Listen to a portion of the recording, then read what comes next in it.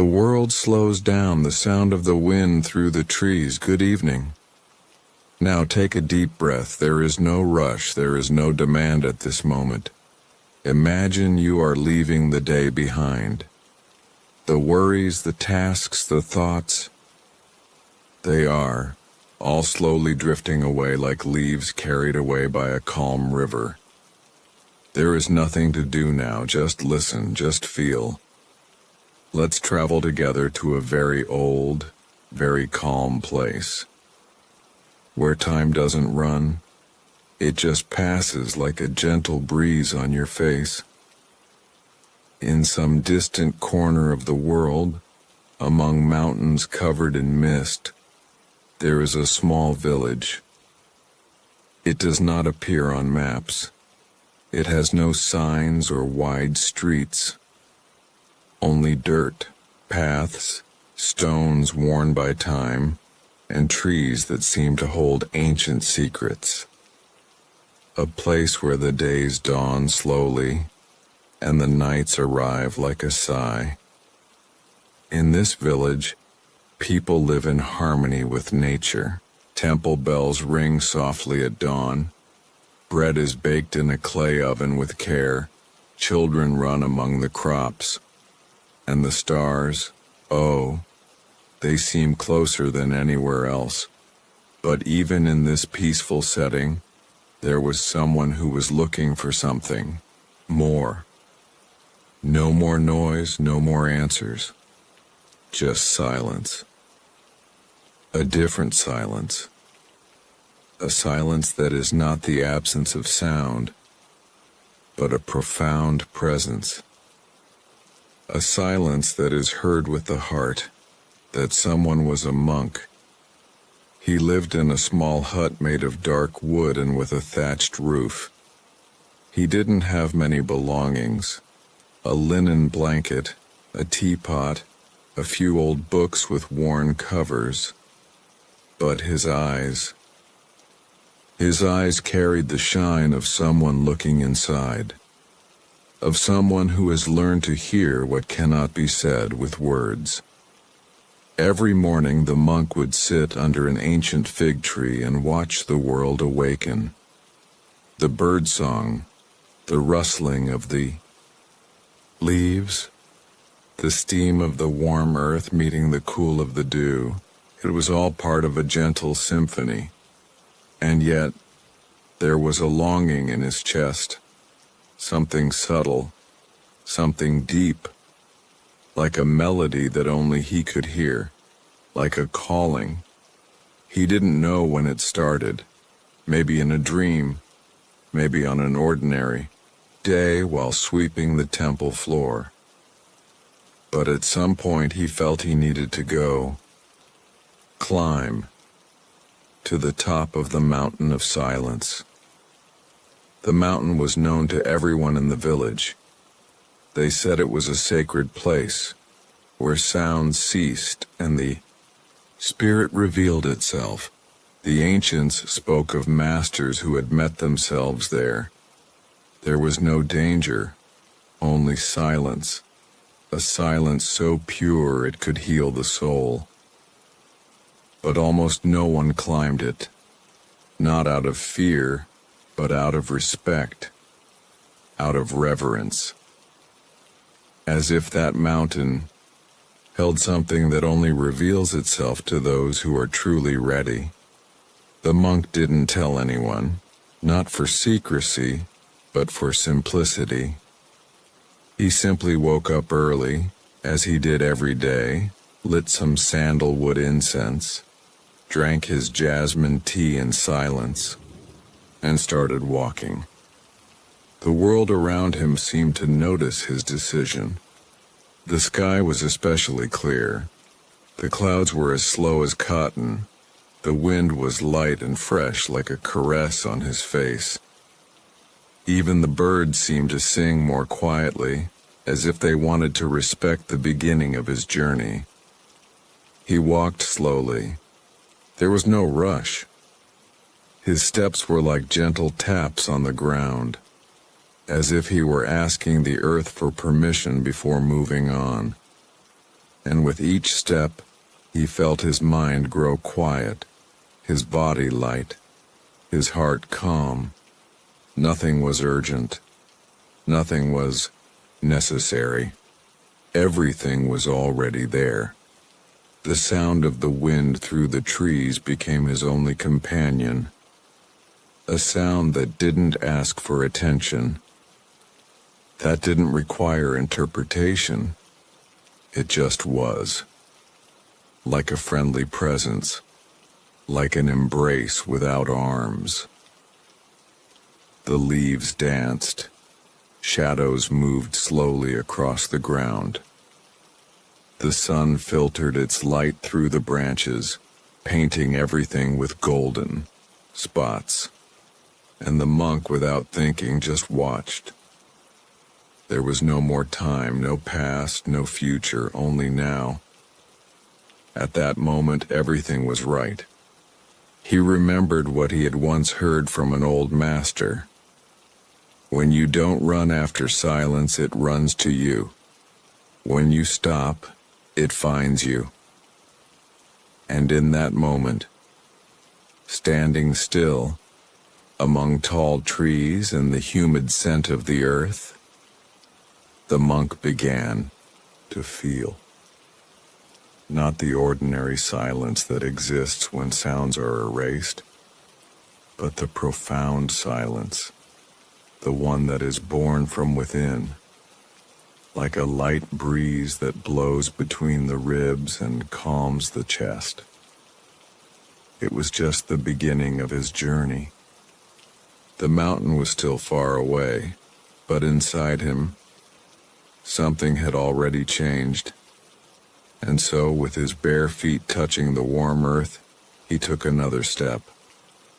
Without thinking about the next one, just one at a time, like someone dancing with time, like someone listening to the soul of the world. The sun was slanting low in the sky, casting long shadows that stretched across the trail. The sound of the wind still whispered through the branches, a serene melody, almost like an ancient lullaby. Perhaps, at this very moment, as you listen to this story, the monk is there, still walking, in peace. And so, in this peaceful beginning, we let the night continue its gentle work. May sleep come slowly, like a good mist, enveloping your mind, your body, your heart. The monk, a simple man, soft-spoken and with serene eyes. Take another deep breath. Exhale slowly. Allow yourself to be here now, without worrying about anything else. Just listening, just feeling. The night continues outside, peacefully.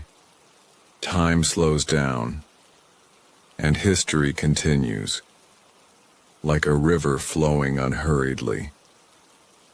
In the village at the foot of the mountain, where the wind seems to talk to the trees and time moves slowly, there lived a monk. His name has been lost in the books. No, one calls him by titles or big words anymore. He is just the monk. The children called him this affectionately. The elders treated him with respect. The birds did not run away when he approached.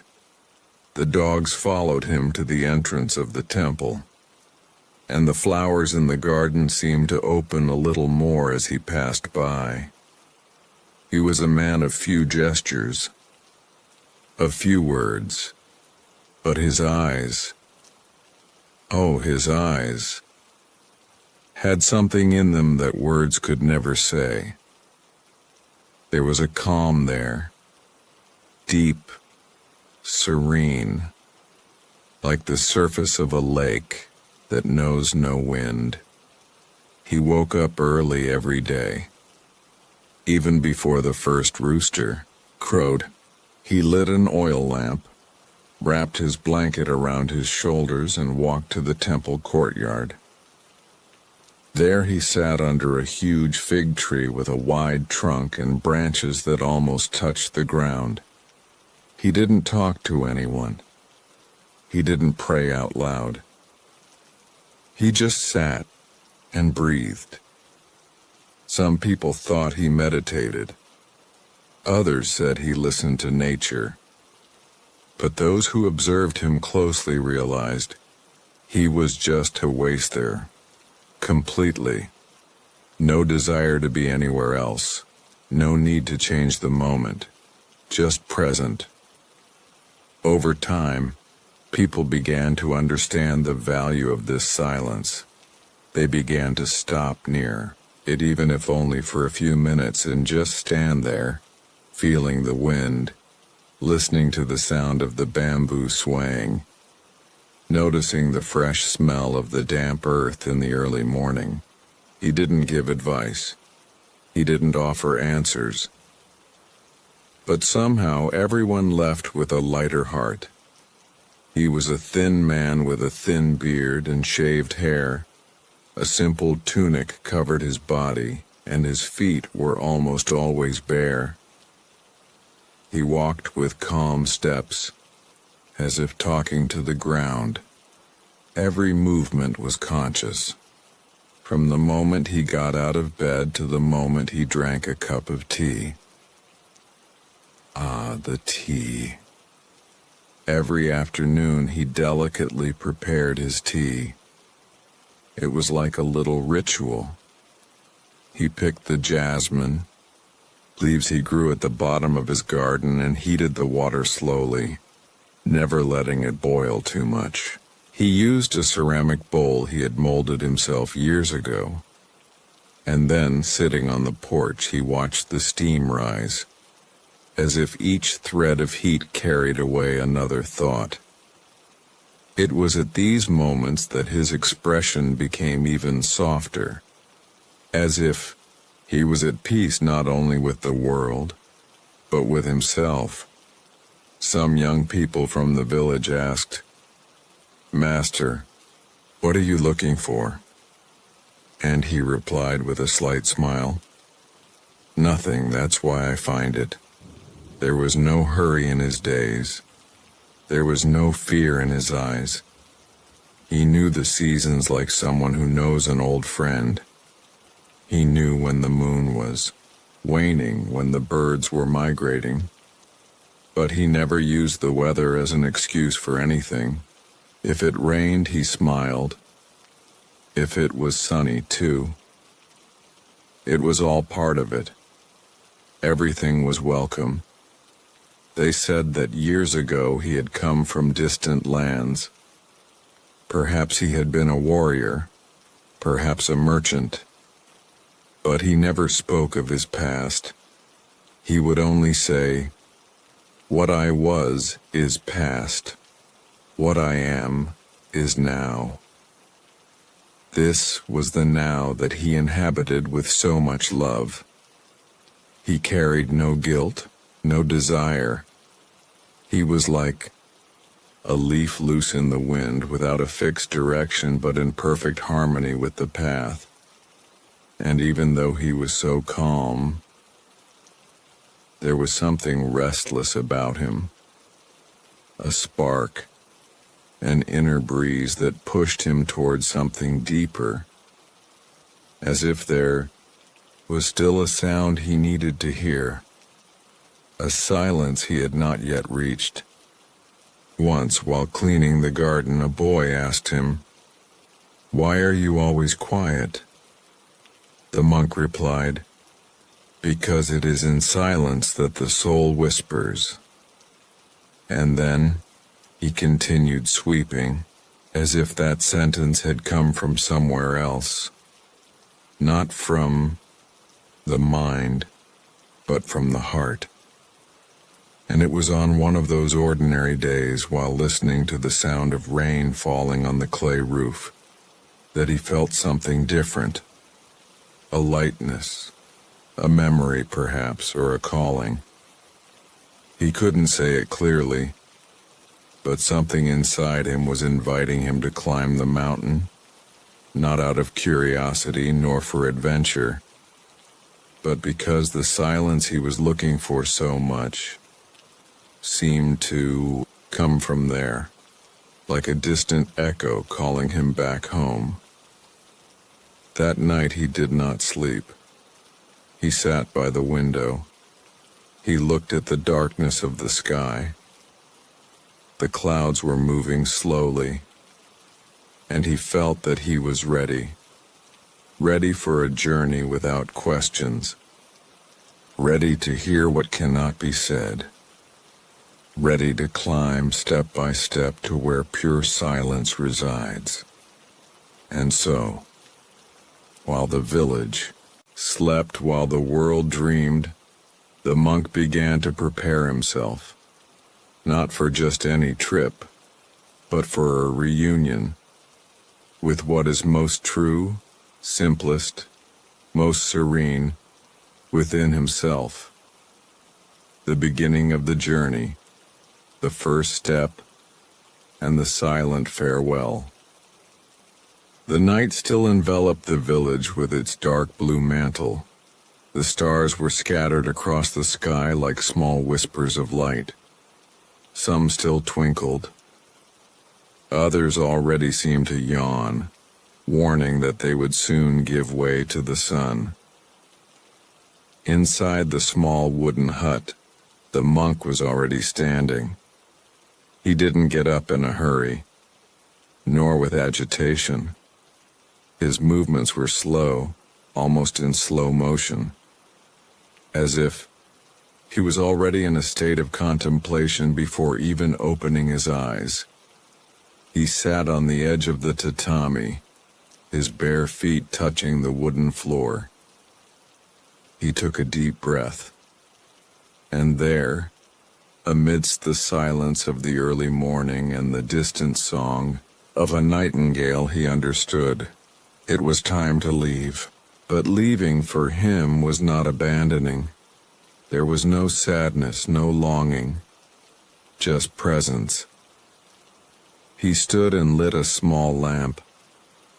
The yellow light flickered softly, casting dancing shadows on the walls. He drank some cool water. He washed his face with his cupped hands. He put on his light tunic, a simple cotton dyed with herbs. Then he sat down before the altar. There was only a candle, a clay bowl, and a bunch of dried leaves. He did not pray with words. He just closed his eyes, as if listening to the soul of the world. Then slowly, he clasped his hands together in front of his chest, bowed, and remained there for a few moments, in silence, in gratitude. The monk knew that when he climbed the mountain he was carrying no luggage. There were no backpacks, no food, no maps. Only what was necessary, his body, his breath, and a peaceful heart. On the veranda of the cabin, the wind was waiting for him. It blew gently, touching his face like a blessing. The leaves on the trees rustled softly, as if to say, "Good journey." Even the thinnest bamboo seemed to bend a little in reverence. There were no crowds to say goodbye. No one was watching him, but still, nature seemed to bear witness. He walked over to the fig tree where he used to meditate. He touched the trunk with the palm of his hand. He felt the roughness of the bark, the gentle pulsations of the tree. It was an old friend, a silent presence, a refuge. He closed his eyes once more and took a deep breath. In that moment, time seemed to stand still. It was as if the past and future had dissolved, leaving only the present. So the monk took his first step, a firm but calm step, a step that made no noise but carried meaning, the kind of step you take not with your feet, but with your soul. The trail began just behind the temple, a dirt path lined with moss-covered stones and small wildflowers. Around it, the trees formed a natural tunnel through which the moonlight still filtered its last blessings. The ground was damp. The earth smelled of dawn. With each step, the monk heard more clearly the sound of his own movements, the light scrape of his feet against the ground, the whisper of the wind through the leaves, the distant song of a solitary cricket. Little by little, the village was left behind. Not because he rejected her, but because he understood that everything has its time. The time to stay, and the time to leave. At the bend in the path, he paused for a moment. He turned and looked at the village for the last time. The lights were still out. The houses slept in silence. But something about the scene seemed alive, as if the whole village was breathing with him. He smiled lightly. Not a wide smile, but one of those silent smiles that you give with your eyes. There was no need for words. There were no letters, promises, or spoken goodbyes. The monk knew that true goodbyes do not happen when you leave, but when you let go. And he let go. He let go of habits, rituals, faces, names. He even released the desire to arrive, just walking.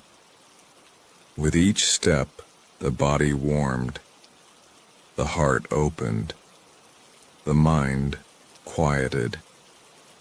The sun, still shy, began to gild the horizon. The sky was no longer deep blue, but took on shades of pink and orange. The light filtered through the leaves as if painting the world with soft brushes. The mountain was still just a silhouette at the bottom of the valley, majestic but calm, not imposing, not showing itself too much, just present, like silence itself. And the monk, upon seeing her, felt something familiar. Not a physical recognition, but a kind of reunion. Like when you meet someone you've never seen before but feel like you already know them. He knew it would be a long journey, but that didn't worry him, because he didn't count his steps. He didn't measure distances. He just walked. He just was. Time no longer mattered. To rush would be like trying to hasten the opening of a flower. He knew this. Wisdom is not in the arrival, but in the going. It is not in the destination, but in the journey. And on that serene morning, the monk simply walked. Beside him the wind, above the sky, within silence.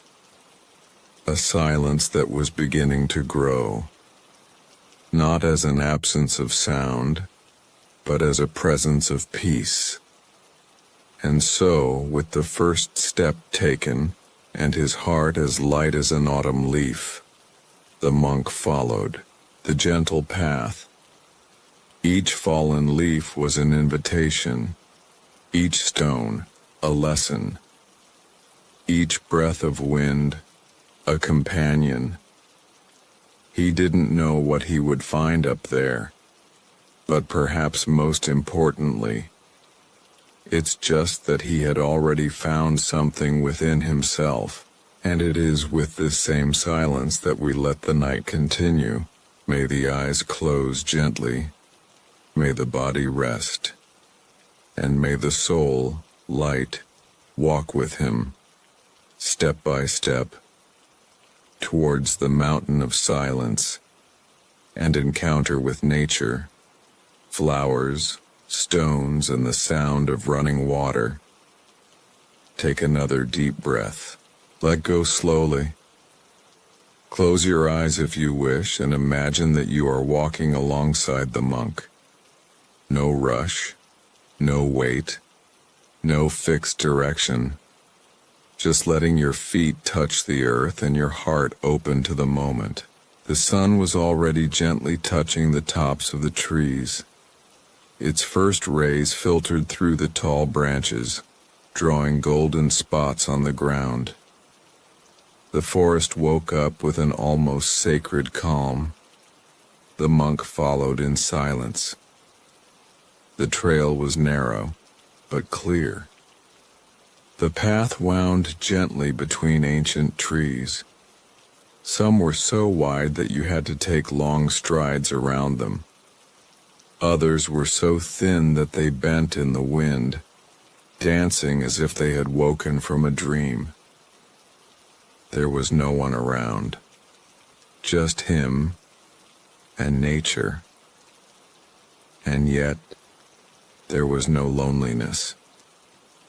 Because loneliness only exists when we feel separated from everything. And there, in that moment, the monk was part of the forest, like a leaf that walks upright, like a branch that breathes.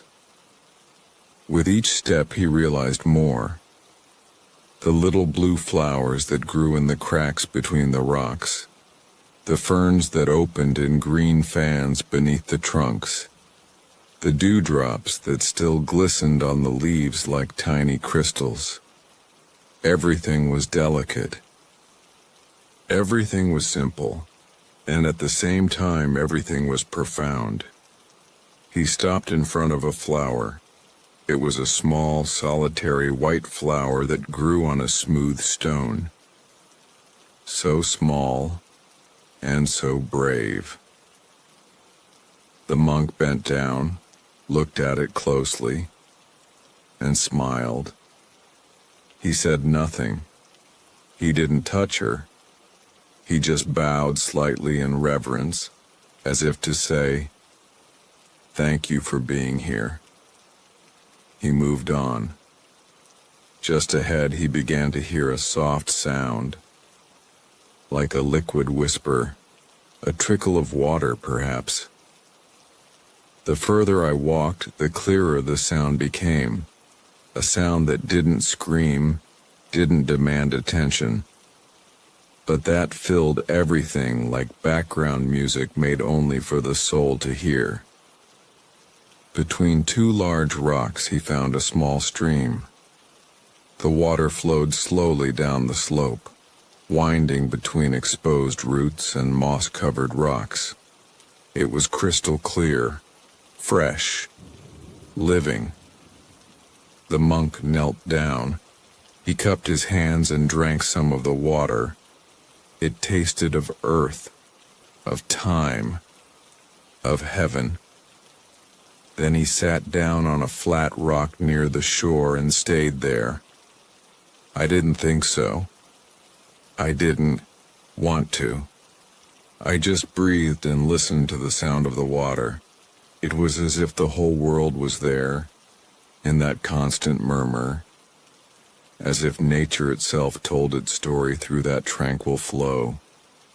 The sound of the stream washed away the thoughts, and each drop seemed to wash away another layer of worry, another trace of agitation. Above him, the tall branches of the trees swayed in the wind. A few leaves fell off and fell slowly, swirling in the air before hitting the ground. Nothing about them was rushed. Nothing was wasted. The monk looked at everything with serene eyes, and inside him something expanded. It wasn't explosive joy. It wasn't euphoria. It was peace.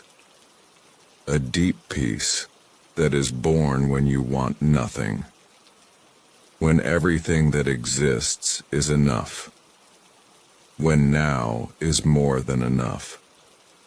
For a few minutes, or perhaps hours, he remained there. Time is no longer important. The words disappeared. The thought dissolved like mist in the sun. Just the sound of water, the smell of wet earth, the gentle warmth of the sun on your skin, and in the chest a calm presence. Then, as if hearing a very subtle call, he stood up. Before moving on, he touched the water with his fingers and wet his forehead in gratitude. Then he picked up a small leaf that had fallen from the ground and let it slide down the current. He watched as it drifted along the water, floating gently and effortlessly. Maybe that's what he was learning, letting go, trusting the path, flowing like water. Following the trail, the ground now had larger stones. Some required careful steps. Others required silence as they were loose and cracked underfoot. But the monk did not rush. Each step was a whole moment, each stone a meditation. In certain sections he would bend down to touch the ground with his hand. I felt the texture of the roots, the heat of the stone in the sun. At other times, I just heard the beating of a bird's wings, the creaking of the highest branches, the sound of leaves moving as if they were breathing. The world was alive. But I don't live like something that moves. And yes, like something that breathes in silence. And the more he connected with this stillness of nature, the more his own interior became quiet. Because after all, peace outside is just a reflection of peace inside. And there, among flowers, stones, and running water, the monk understood. The mountain was not just the destination. She was already present at every step. Each leaf was part of the path. Each stone, a lesson. Every drop of water, a reminder that everything flows and everything passes. When the sun was high but still gentle, he stopped under the shade of a leafy tree. He sat down again and smiled. Nothing hurried him. Nothing made him impatient. He was there, part of everything, and everything was part of him. And so we continue together, walking slowly with a light mind, letting the breath flow like the stream, feeling your heart calm like wet earth, and letting the soul rest in this deep silence, where everything comes from and where everything returns. The teaching of the stones, firmness and acceptance of the path. Take another deep breath and let your body relax even more. Feel your shoulders relax, your forehead soften, your heart calm. Now, imagine yourself next to the monk again. He got up after the brief rest in the shade of the tree. He took a deep breath and continued his walk. Silent, slow, present. The path was beginning to change. The trail, which had been smooth and covered in leaves and soft earth, now became more rocky. Small elevations appeared, requiring careful footsteps. The stones were not there by chance. Each one seemed to hold a secret. At first the monk felt the soles of his feet react. The stones were cold, uneven, some slippery ones, others sharp ones. But he didn't complain. He just stopped for a moment and looked at the ground. There were small and large stones, loose and fixed, dark and light. Some covered in moss, others smooth as if polished by time. Each one had its own shape. Each one had its own story. He smiled and, as usual, bowed slightly, as if to say, "You are part of it too." Moved on. With every step he felt the texture of the stones through his sandals, and with each obstacle he overcame, he learned a little more about himself. Not all the stones on the path hurt. Some teach you to step more carefully. Others reveal that balance is not in the feet, but in the mind. Sometimes a stumble would make the body lean, but he was in no hurry to correct himself. I accepted the movement.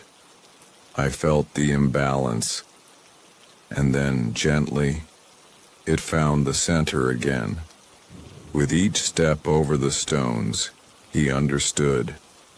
Firmness does not come from rigidity, but flexibility in the face of instability. In the middle of the trail he found a large stone, positioned right in the center of the path. High, big, heavy. It was impossible to get around, and also difficult to climb. The monk stood before her for a while. He didn't get angry. He didn't look for shortcuts. He just sat down in front of her, in silence. There, with his eyes closed, he began to listen. The sound of the wind passing through the cracks in the rock, the light echo of your own breathing, and something deeper, as if the stone, silent and motionless, said, "Not everything needs to be removed. Some things just need to be respected." How many times, he thought, do we try to push difficulties away as if they were enemies? How many times do we believe that the path must be flat, when it is precisely the stone that teaches us where to step? After a few minutes of silence, the monk stood up. He placed a hand on the stone. It was warm to the touch, having absorbed the midday sun. He planted his feet on the ground, and calmly he went up. It wasn't a jump. It wasn't force. It was presence. At the top of the rock he looked around. The landscape opened up. Mountains in the distance, the deep green of the trees, the clear sky. But it wasn't about the view. It was about the moment. There, standing, on that rock that had previously seemed like an obstacle, he understood. Every stone on the path is also a step. Every challenge is a chance to climb a little higher. Not to be above others, but to see yourself better. He stayed there for some time. The breeze touched her face gently, like a caress from the world. And your mind, light as a cloud. Descending from the rock, he continued his journey with a new understanding. The rocks kept appearing. Some required slower steps. Others asked him to deviate a little. But now, instead of resisting, he accepted. I accepted the stone that bothers me. I accepted the curve that surprises. He even accepted the stumble, as it is also part of the dance of life. As he walked, he found a stone that was different from the others. It was small, Lisa, and it had a subtle, almost imperceptible glow. He caught her. He held her for a moment, and he kept it in the pocket of his tunic. Not as a souvenir, but as a symbol that even that which seems hard and lifeless can contain beauty. Symbol that even stones have hearts if we know how to listen to them calmly. The afternoon fell slowly. The light became more golden. The longest shadows. The monk walked calmly, walking with awareness, feeling every stone underfoot as part of the teaching, and inside the chest, he understood that true firmness is not the one that is imposed. It is the one that remains calm, even when the ground shakes. She is the one who walks in peace, even when her feet hurt. It is the one that accepts what comes without fighting with what is. The silence deepened, and with him the monk's soul rested more and more, like a stone in the river, property on the outside, but full of stories inside. And so he went on, lighter, more attentive, more whole, because you learned that you don't need to remove the stones from your path, just learn to walk with them. The wind and thoughts, the mind that blows and passes, breathe. Once again, very slowly, imagine you are there, on the same path as the monk. By your side, everything is silent, except for a light breeze blowing through the trees. It was late afternoon. The sky was beginning to take on soft hues of orange, gold, and lilac. The sun's heat was no longer pressing, and the air took on a fresh lightness, as if the world was about to go to sleep. The monk walked more slowly now. I felt the touch of the wind on my face. It was a calm wind, neither cold nor hot, just present, and there was something in that wind, something that could not be seen but could be felt, as if he brought old messages, as if whispering secrets that only calm hearts can hear. The monk paused for a moment. He closed his eyes. He let the wind caress his face, his skin, his thoughts. At that moment he realized the human mind is like the wind. Sometimes it blows hard and shakes everything. Other times it disappears, and it seems like it doesn't even exist. But it never stops completely. Just like the wind, thoughts come and go. They arrive, they touch, they pass by. And if we don't get attached, they'll go away. The monk slowly opened his eyes. He sat down under a tall tree with a thick trunk and deep roots. And there, he breathed. Inspired by the light sound of the breeze, he exhaled as if releasing clouds from his heart. Thoughts were arising, ideas, memories, scenes from the past, doubts about the future. But he didn't fight any of them. I just watched, like someone who sees leaves being carried by the wind. Some pass slowly, others spin with force, but none remain. The mind does this too. Think, imagine, remember. But if we don't hold it, it also follows its flow. The monk smiled. Within him a subtle but profound understanding emerged. Not every thought needs to be answered. Not every idea needs attention. some just come to pass through. Sitting there, he remembered the many times he believed too much in his own thoughts. When I imagined things that never happened, when you were worried about what never came, when I struggled with ideas that were just that, ideas. And now, I just watched.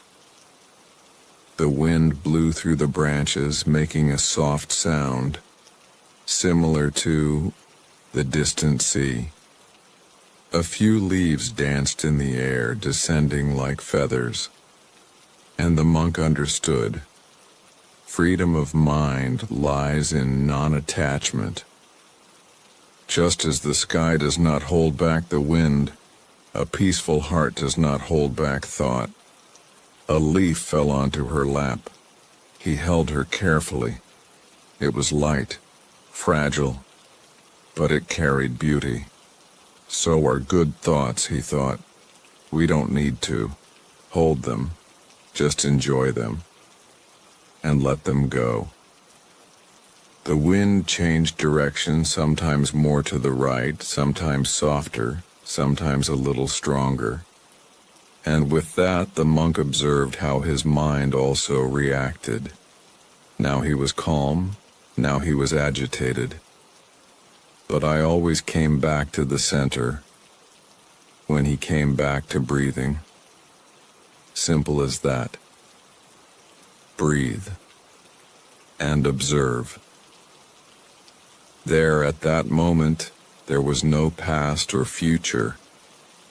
There were no duties and no rush. There was only air, body, presence, and wind. After some time, he got up, and he kept walking.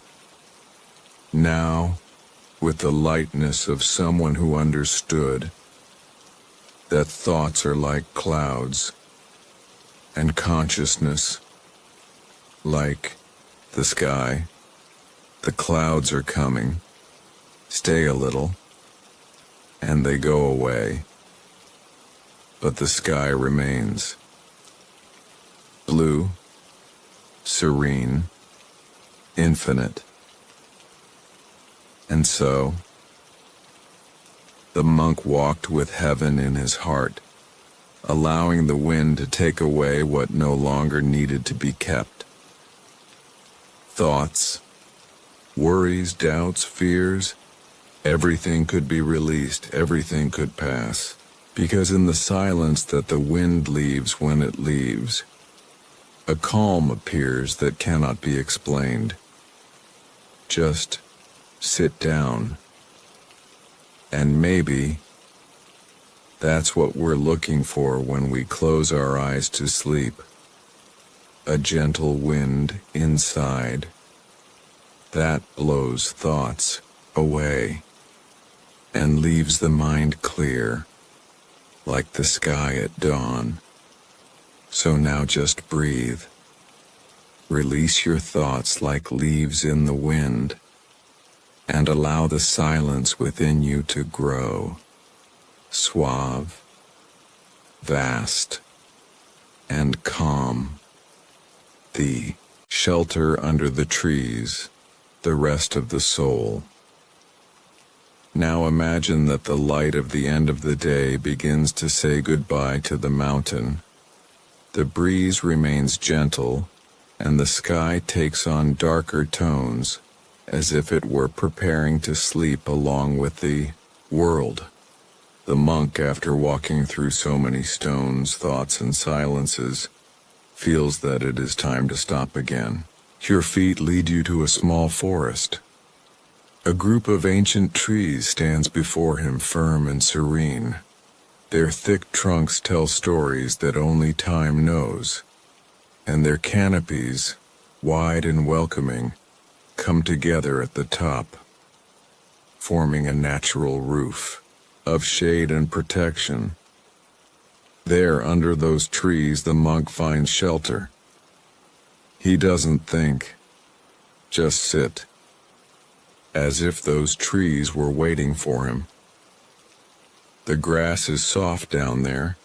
The soil, slightly damp, carries the smell of life, of living earth, of roots. He sits down, then lie down slowly.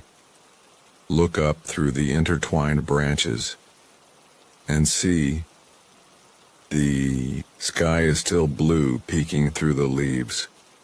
The breeze that sways the branches also caresses your skin.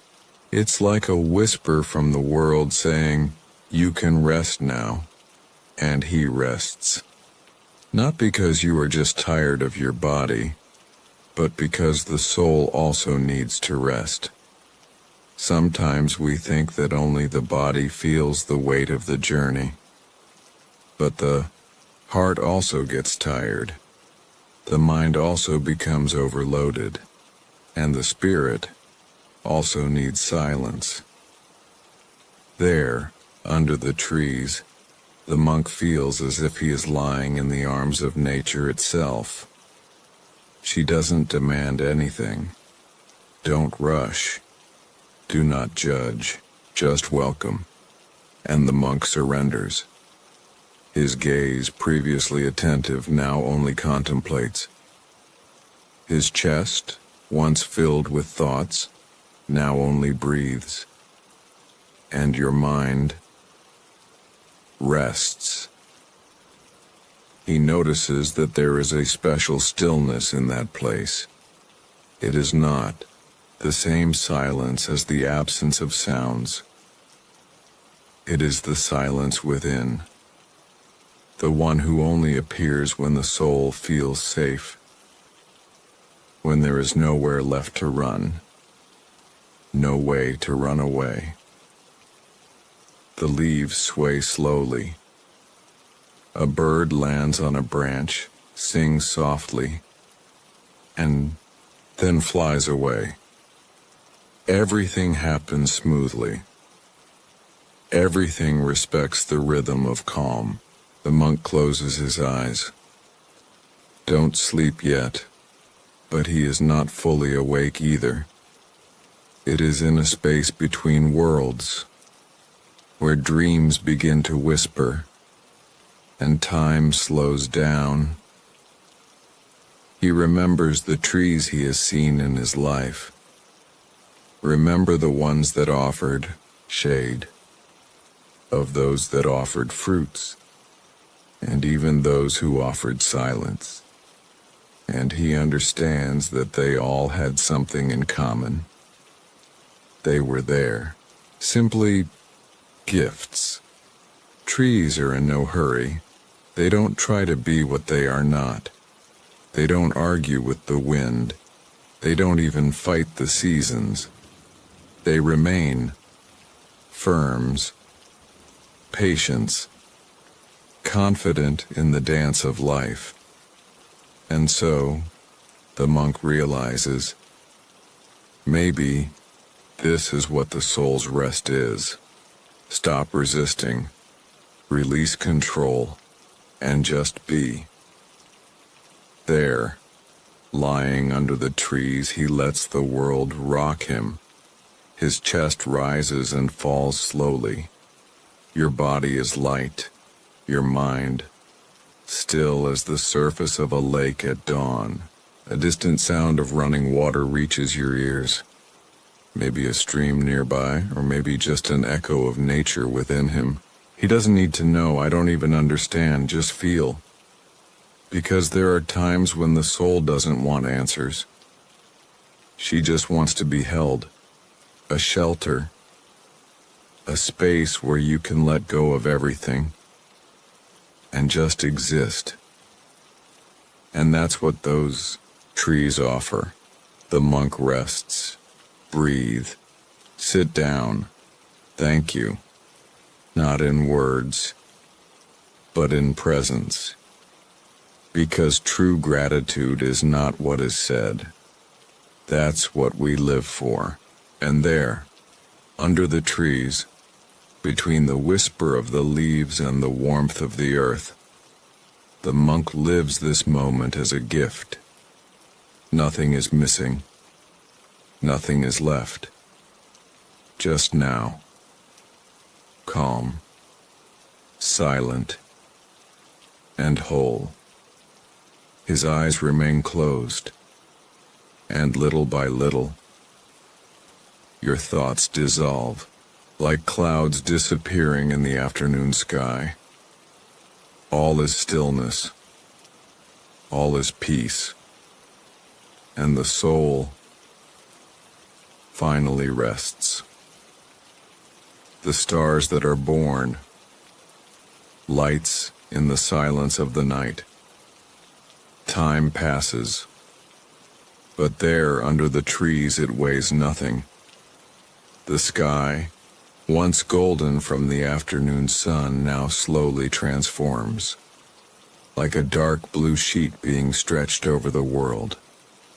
The light dims, the shadows grow, and the night, with light steps, arrives without haste. The monk opens his eyes, but he remains lying down. Everything is darker now, but not completely. There is a new kind of light emerging, a soft light, dotted, distant, but deeper. It's the stars, emerging one by one, like little eyes opening in the sky. First, just one, then two, then dozens, and then hundreds, until the firmament turns into a silent field of lights. The monk watches them with light breathing. Each star seems to twinkle with its own rhythm, as if they were all telling stories, but without words, only with presence. He wonders how long it has been since he looked at the sky like this. With time, take it easy, with an open soul, and you see that there is something deeply healing about gazing at the night sky, as if looking at the stars were a reminder that everything is part of something bigger. He takes a deep breath. The night air enters the lungs cooler, and as you let the air out, it seems that you also release old tensions, old memories, forgotten thoughts. The night invites you to let go, to trust, to rest. The stars, silent, ask for nothing. They don't demand answers. They don't even expect action, they just shine, there where they always were, even when the eyes did not see them. And the monk understands. So is inner peace. She is always there, even on cloudy days. Even when everything seems dark, she keeps shining inside the soul, waiting to be seen. He continues watching the sky.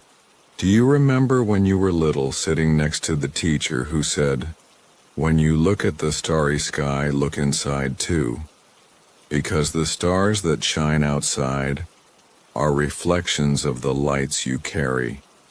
And there, under the trees, with his mind silent and his heart serene, the monk realizes this truth.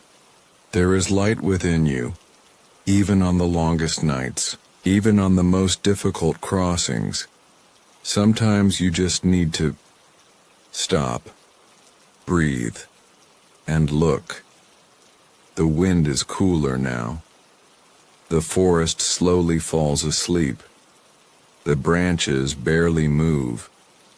The birds have already fallen silent, and a new sound takes over the night. The sound of deep silence, not the silence of absence, but the silence of fullness, of contentment, of not needing anything. The monk closes his eyes once more. But now it's not about running away from the world. It is to feel the world within you, And in this deep silence you notice a lightness, as if your body touched the ground but his soul touched the sky. Breathing is slow. The chest rises and falls as if drunk with peace. Time doesn't matter anymore. And the stars are still there. Vigilantes, bright, patience. They seem to whisper something to the night, and the night transmits to the heart a message without words. You are on your way. You don't have to run. Everything happens in its own time. Everything is fine now. The monk at that moment no longer wishes to arrive. The journey is no longer in a hurry. Fate no longer matters as much as it does now, because there is beauty in simply being, under the trees, breathing the mountain air, listening to the silence of the night, and being, just being. The stars keep shining. The night envelopes everything in its dark and soft mantle, and the monk's heart rests. Can you imagine this now? As if I were there too, lying under the starry sky, no rush, no fear, weightless, just feeling that even in the dark there is light. Even in silence there is song. And even in rest, there is wisdom. Maybe this is how the soul learns. When everything quiets down, she starts to listen. And maybe that's why when I look up at the night sky, we feel like closing our eyes and sleep in peace. Lucid dreaming. When consciousness keeps walking. Night has already covered the entire mountain with its silent mantle. The wind died down. The leaves now rest.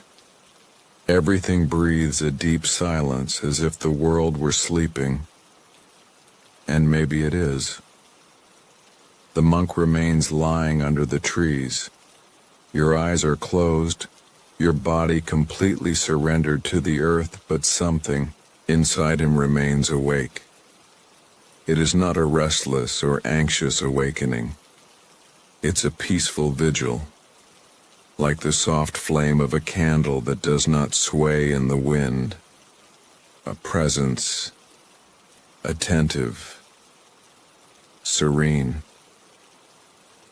And then, slowly, without realizing it, he begins to dream.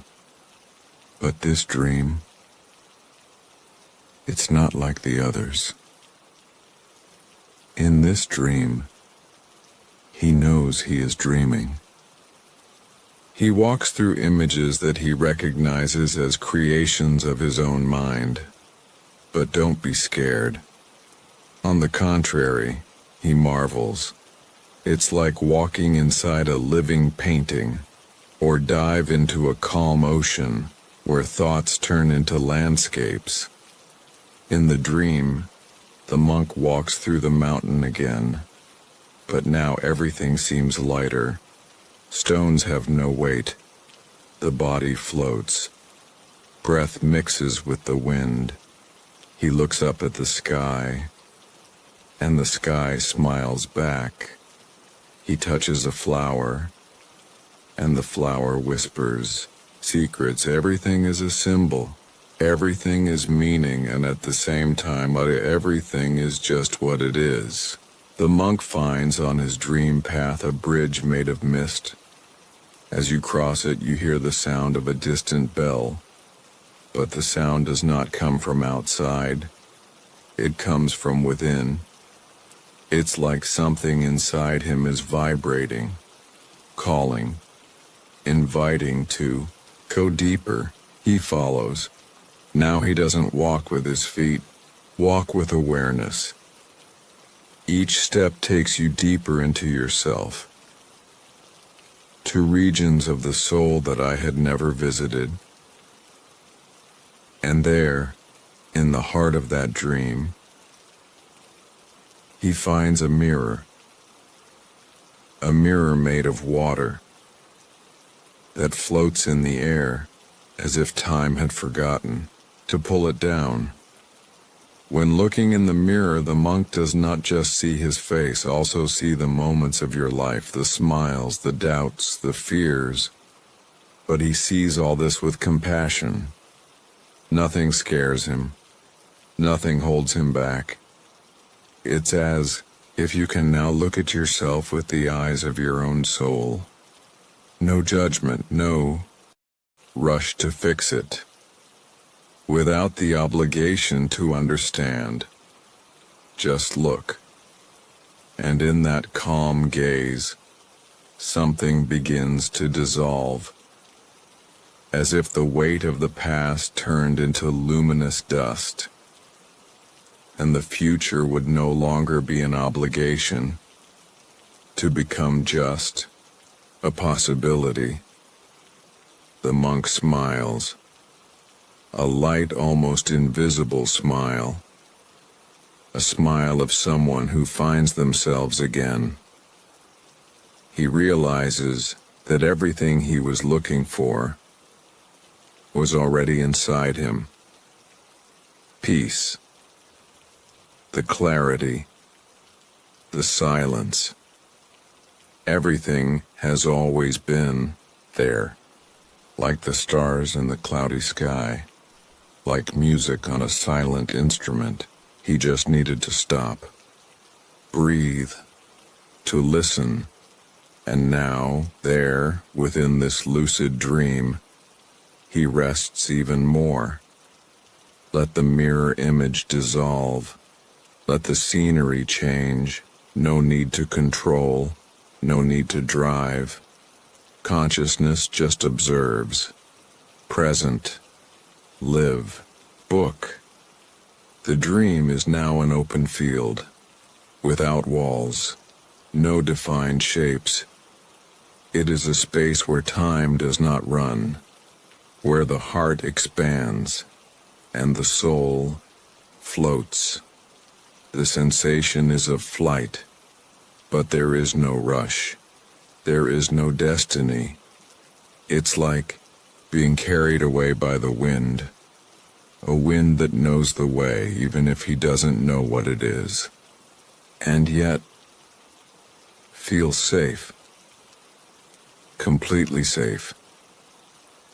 Maybe this is what they call trust, to let go, to surrender to the mystery without fear. The monk's consciousness wanders gently. Sometimes he sees images, sometimes just colors, sometimes not even that, just an emptiness full of peace. And he stays there, in that space between sleep and waking, between the outside world and the inside world, where time rests and the soul remembers who it is. Nothing needs to be said. Nothing needs to be done. Just be. Just feel. Just dream. And the monk continues floating. And you, maybe it's floating too. If you want, you can let your own thoughts follow this lightness. You can allow your breathing to embrace this rhythm. And if you want, you can fall asleep with him. Because sometimes the greatest teaching doesn't come from words. It comes from the silence that remains after them. And this silence continues. The visit of the wise old man, the master who appears in dreams. The dream continues. But now, it takes on a new form. The monk still walks within the night of his own being, a night without fear, without haste, without borders. A cozy night where everything seems to whisper peace. Suddenly, a new scenario begins to take shape in front of you. A clearing appears. In the center, a small wooden cabin. Very simple, but strangely familiar. It looks like a memory, or perhaps an ancient hope. The door is ajar, and inside, a soft light dances like a candle burning deep in the heart. The monk approaches slowly. Don't feel afraid. Feel a calling. And when you cross the threshold, time seems to stop. The world outside disappears, and there inside, sitting in silence, there is an old man. Your face is full of deep lines like rivers that time has carefully drawn. Your eyes, your eyes, shine as if they contained all the stars from last night. But its brightness does not blind. It's a glow that calms, like the ember that heats without burning. The monk approaches, and the old man smiles. It's not a wide smile, it's a light smile, who knows? And you don't need to prove anything. They don't say anything. Not yet.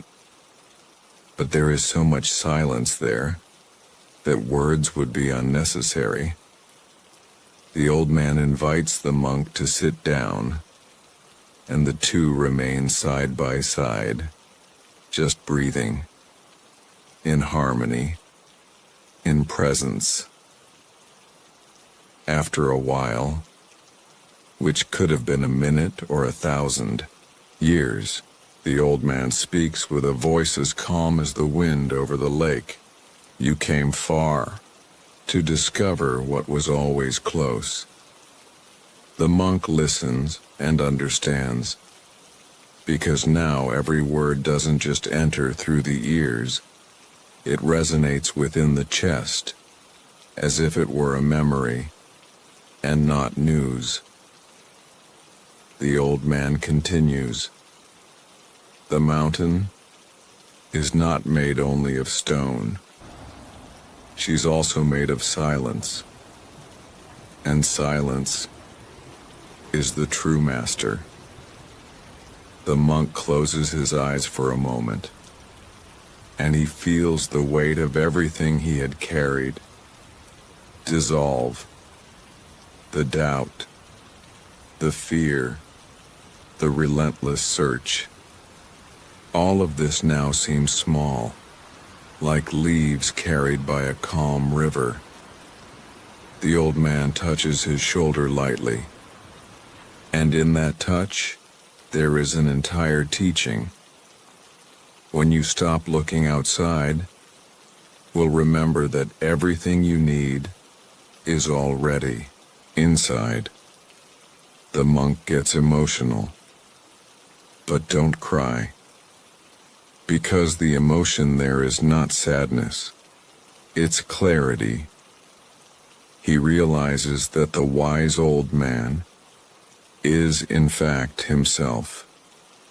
It's the part of you that you've always known, but that had been forgotten. It is the inner voice that had been muffled by the noises of the world, by the currents of desires, by the demands of haste. Now before him the monk sees himself, not with pride, but with humility, with acceptance. And the old man, still looking tenderly, says, "You no longer need to climb the mountain with your feet. It's already inside you.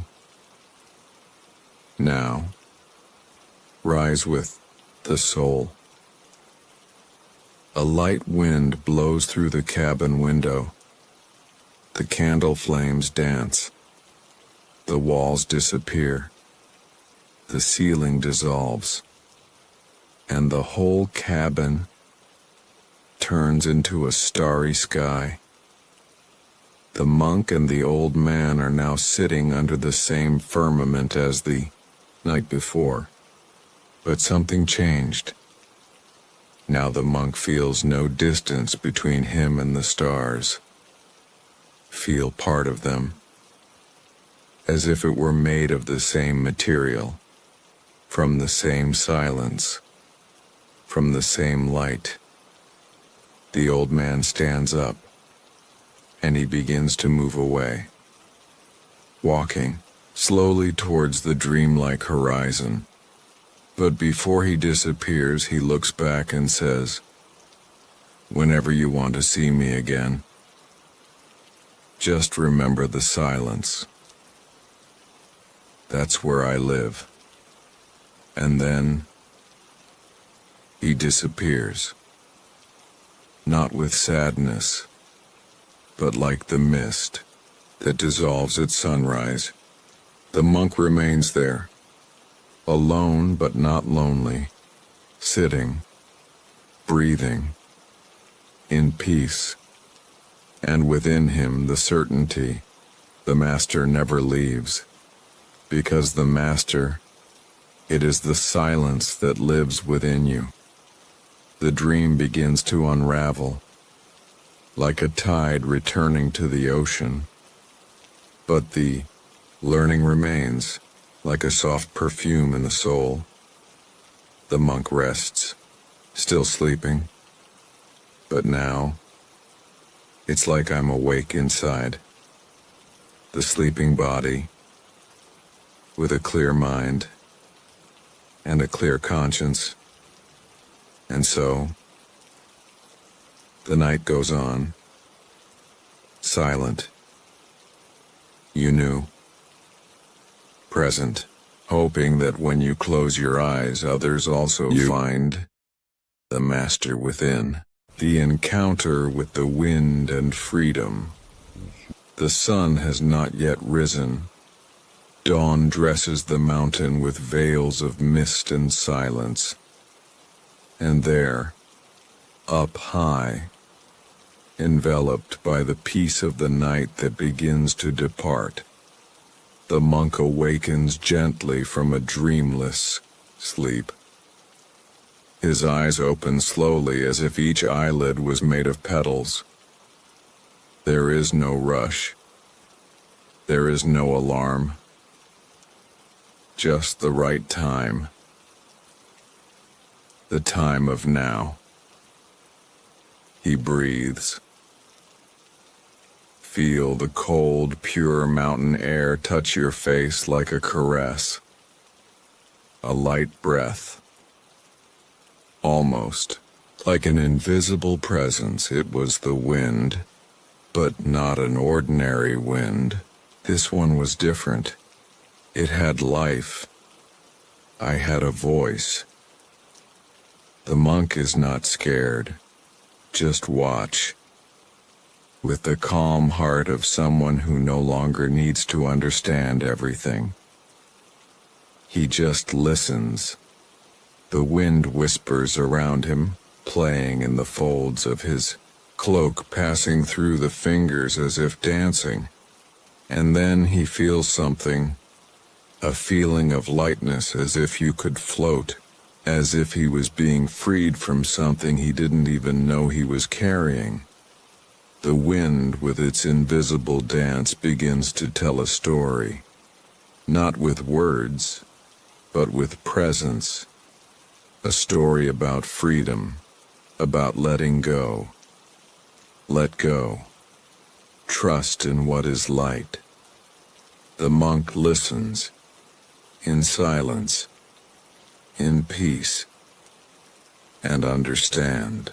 All his life he had walked with invisible weights, expectations, fears, memories, demands. All this hidden in the most subtle corners of your being. But now, with that serene breath, the wind showed him something different. Freedom is not running away. Freedom is not being attached. It is being able to be and also leave. It's hugging and know how to let go. It is to love without imprisoning. The monk closes his eyes and feels. Every breath that passes through it seems to carry a weight, like dry leaves flying away, disappearing into the horizon of time. He feels his shoulders lighter, your thoughts clearer, your body is looser, and for the first time, perhaps in your entire existence, he understands what true freedom is. But true, it's not shouting. It is not breaking with the world. It's just trusting in the smooth flow of life, like the wind that comes and goes, without a fixed destination, but always on the move. The monk smiles. The breeze seems to smile at him. And together there on the edge of the mountain they dance in silence, in communion. The monk realizes that the wind is inviting him to continue, but not in a hurry, not with demand, just like a soft call, as if to say, let's go together. Where the heart is light, that's where the path is. He slowly stands up. No rush, no noise. Look at the still, dark horizon. The sky begins to lighten slightly, as if opening his eyes with it. And there, with the wind as a guide, he takes the first step, book, sereno, present. The mountain no longer seems like a challenge. Now it is a mirror of your soul, tall, firm, silent, and full of sky. And so, he continues his journey, not in search of something outside, but to find at every step another piece of yourself, another piece of peace, another piece of freedom. And you who listen, you can also drop the weight now. Let the wind take what no longer needs to be. There, let your body rest and your mind go silent, and feel this lightness, as if you were there too on the mountain, walking with the wind towards peace, the garden of listening.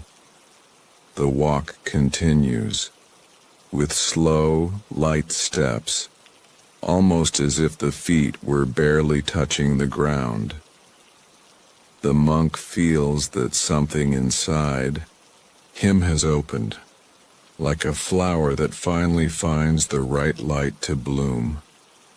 And that light comes from silence. He walks through a quiet forest, where the leaves dance to the sound of the breeze. Nature there seems to whisper ancient secrets, secrets that can only be heard by those who are in deep peace. And then he arrives. A small space hidden between the trees, made of moss, smooth stones, and wild flowers. There, in the heart of the forest, there is a sacred place, the garden of listening. Nothing there moves in a hurry. Time seems to stop, or rather, seems to breathe calmly. The monk sits down slowly on a soft, warm stone, heated by the sun that is now beginning to rise. He closes his eyes and listen. But what he hears does not come from outside. It comes from within, He hears the sound of his own breathing, the quiet rhythm of your heart, the faint hum of blood running through the veins, and deeper, a soft voice almost like a soul whisper. It is not a voice with words. It is a presence, a clear conscience that says, you don't have to run. You don't need to prove anything. You don't have to have all the answers. Just listen. And he listens. Listen to yourself. Listen to your story without judgment. Listen to the pain that has been silent for a long time. And also listen to the wisdom hidden behind every silence. In this garden, he does not speak. He just feels. Each breath is a deeper dive into your own being. Every sound in the forest, a bird, a falling leaf, the murmur of a brook, it's like a reminder that life speaks. But we only hear when we are silent inside. And wings. He remembers. How many times have you spent your life trying to be heard without ever learning to listen? How many times have you asked the universe for signs without being silent enough to notice them? The monk then smiles, and a tear slowly runs from his closed eyes. It's not sadness. It's gratitude. Gratitude for finally being there. For finally listening to what really matters. The voice of intuition. The call of the soul. The secret music that each being carries within themselves. He stays there for a time that cannot be measured in minutes, just in breaths. And when you open your eyes, the garden is even more beautiful. Nothing has changed outside, but everything changed inside. He stands up, but now he carries with him a new gift, the ability to listen, not just sounds, but silences, not just words, but hearts, not only the world, but to himself. And it is with this awakened listening that he takes the next step up the mountain. The path continues, but now he knows. At every step, with every wind, at every break, there is something sacred wanting to be heard. And you, who hear me now, you can also feel this garden inside you. Close your eyes, breathe, and listen. Maybe your soul is whispering something beautiful, something light, something only you can understand. Just listen. The breeze that whispers ancient secrets. The sun was beginning to touch the tops of the mountains with a soft golden hue, as if the sky were silently caressing the earth. The monk, now more deeply immersed in his journey, walked along a narrow path covered in dry leaves. The sound his feet made was delicate, almost imperceptible, like a sigh of nature. The morning breeze, light as a thought that had not yet formed, glided along the slopes, playing with the branches and leaves, spreading subtle perfumes of wildflowers and pine resin. With each step, the monk felt that it was not he who was walking, but the mountain itself was guiding him, like a mother carrying a child in her arms. There was something in that breeze, a presence, a call. It didn't just pass by. It whispered. He stopped for a moment. He closed his eyes. He breathed in. He held the air in his lungs, as if he wanted to better hear that invisible murmur that danced around him. "What are you trying to tell me?" he asked, not out loud, but inside himself. The breeze responded not with words but with sensations. It brought back memories of the monk's childhood, the quiet afternoons he spent listening to his grandfather tell stories about listening trees, winds that carry wisdom, and mountains that whisper truths to those who are silent within. He smiled, his eyes still closed. He realized that the breeze wasn't just moving air. It was time. It was memory. It was life in subtle form. Continuing his walk, now more slowly, he allowed the breeze to guide his body.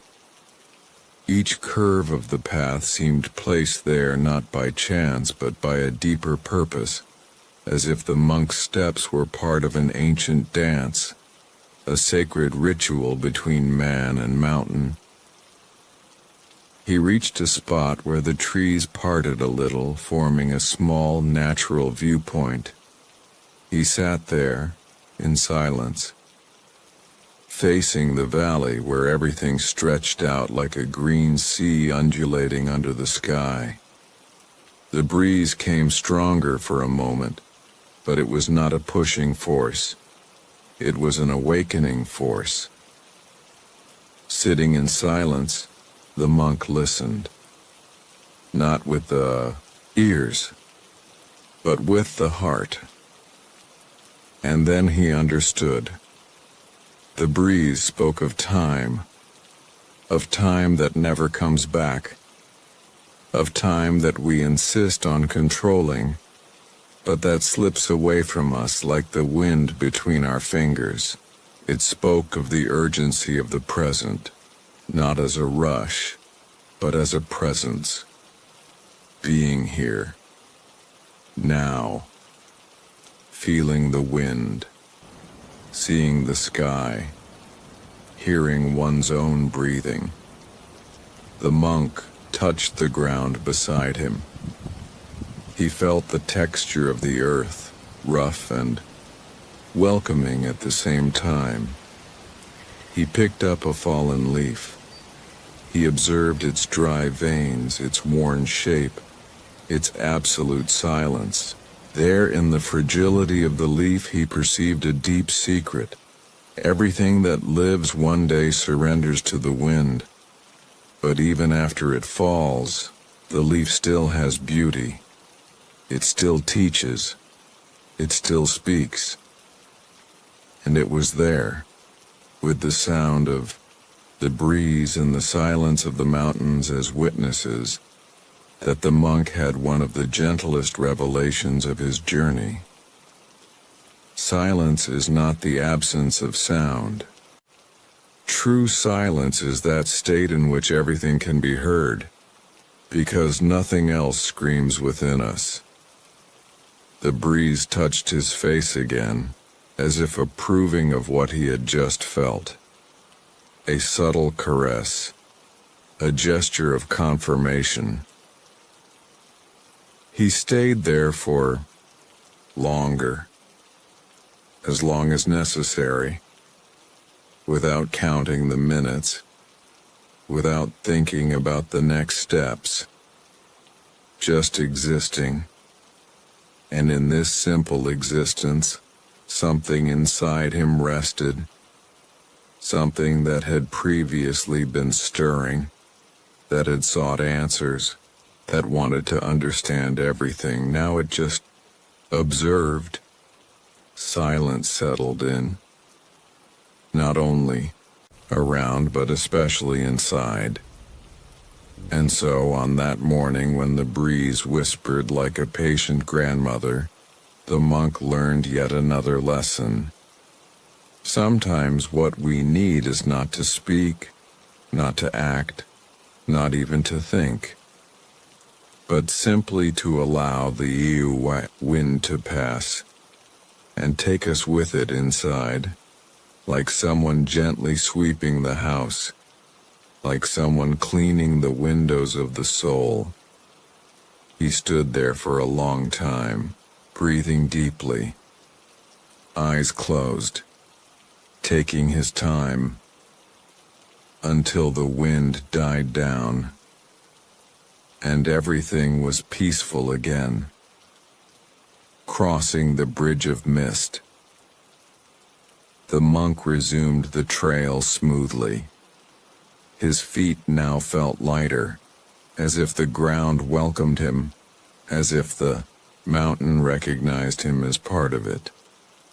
Ahead, the sun's rays filtered through the treetops, projecting golden beams over the path, as if the light silently blessed him at every step. After some time, he saw a bridge. It was no ordinary bridge.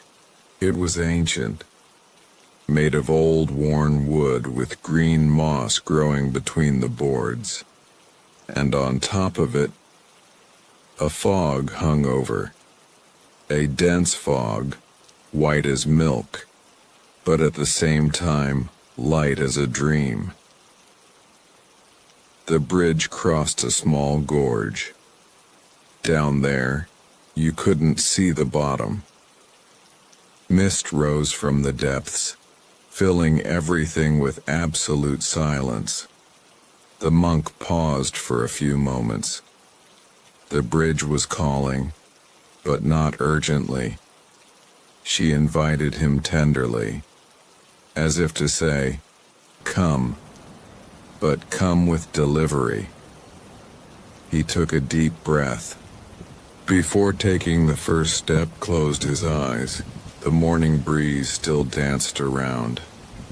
His body was calm, your mind silent. When you open your eyes, took the first step on the wood. It creaked slightly, but held firm. With every step across the bridge, the mist enveloped him more. Therefore, it was not possible to see the other side. Not even the beginning, not even the end. Only silent whiteness, just the sound of breathing. And in that space between worlds, the monk felt something awaken within him, a slight uneasiness, as if the mist, covering everything outside, reveal what was hidden inside. But in that formless, timeless space, old thoughts came to the surface. Memories, sensations, pains he thought he had already left behind. But the fog was no threat. She was a mirror. Every step he took, it was like piercing the veils of one's own soul, veils of insecurity, of attachments, of old images that were no longer useful. And as the mist danced around him, he understood. The crossing was not just physical, it was an internal crossing. How many times in life are we called to go through something we cannot see clearly? How often is the path ahead obscured, and yet we still need to walk? The bridge of fog taught him this. It is not always possible to see the next step, but it is always possible to feel. Feel with the heart, feel with the soul, and more. It is possible to trust. Trust that the ground will be there, that the feet will know where to step, that silence is wiser than fear, Halfway there, he stopped. He sat in the middle of the bridge. There, in the center of nowhere, shrouded in mist, he closed his eyes and stayed. There was no rush. There was no destiny. There was only him and the now. In this white silence, he noticed something subtle. The fog was no obstacle. She was protection. She kept him away from the outside world so that he could dive into himself. There were no distractions. There were no landscapes to admire. Beauty now came from within. And then a new feeling blossomed. Surrender. He surrendered to the moment. Surrendered to non-vision. He surrendered to the wisdom of the unseen. And when he surrendered, a gentle warmth touched his chest. A subtle light was born within him. It was as if a star lit up there, calm, serene. Signatures, he smiled. He stayed there for an indefinite period of time. There was no clock. There was no expectation. When he felt it was time, got up. He took another step, and another. The fog began to thin. Slowly, little by little, the outline of the trail appeared ahead. On land signatures, the stones, the leaves, the other side of the bridge. When stepping out of the wood, the monk looked back. The bridge was still there, suspended between worlds, shrouded in mist. But now he saw it with different eyes. It wasn't just a bridge, and it was a rite of passage. With your feet back on the mountain ground, felt different, more empty, fuller, simpler. There, on that white and silent crossing, he had left behind, not just part of the path, but also parts of themselves that were no longer needed. And as the journey continues, I carried something new inside my chest. The certainty that even when everything is covered up, the heart will know how to guide. Because silence is not absence.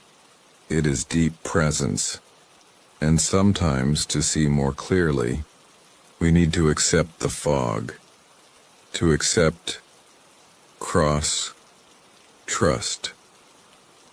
The stone that listened to the wind. The path rose gently again between the rocks. The trees became sparser, and the sky grew closer. The air was clean, fresh, and carried a faint scent of resin, whetstone, and earth. The breeze that had once danced among the leaves now whistled softly among the stones, as if it had found a new instrument to sing. The monk walked in silence. His staff gently touched the ground.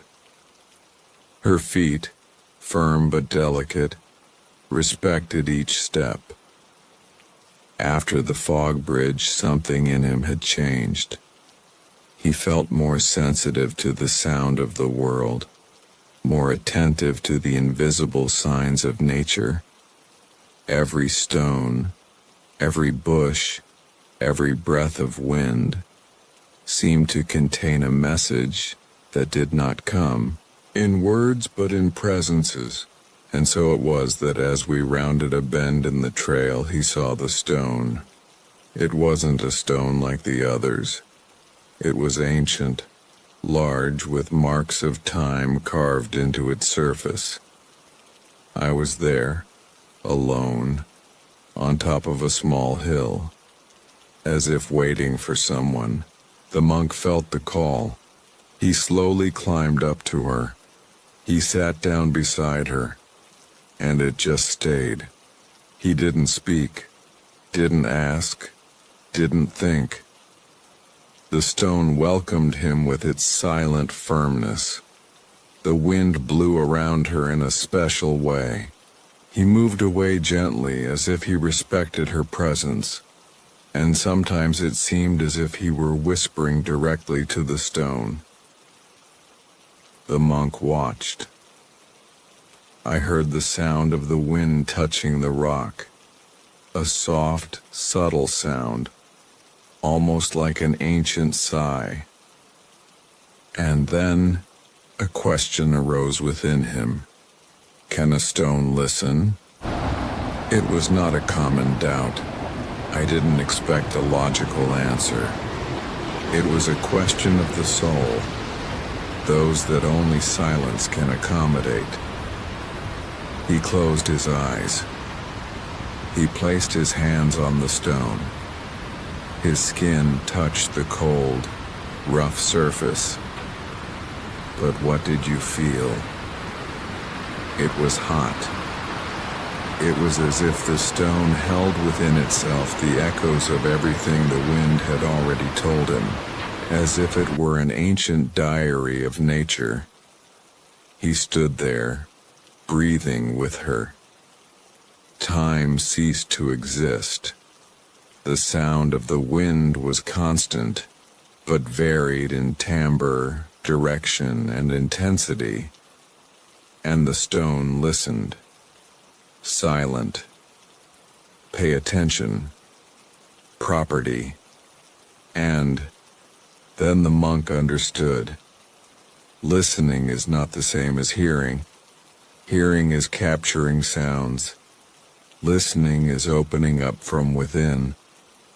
The stone was a master at this. She didn't ask questions. I didn't judge. Don't interrupt. It just was. And in that absolute presence, everything was welcomed.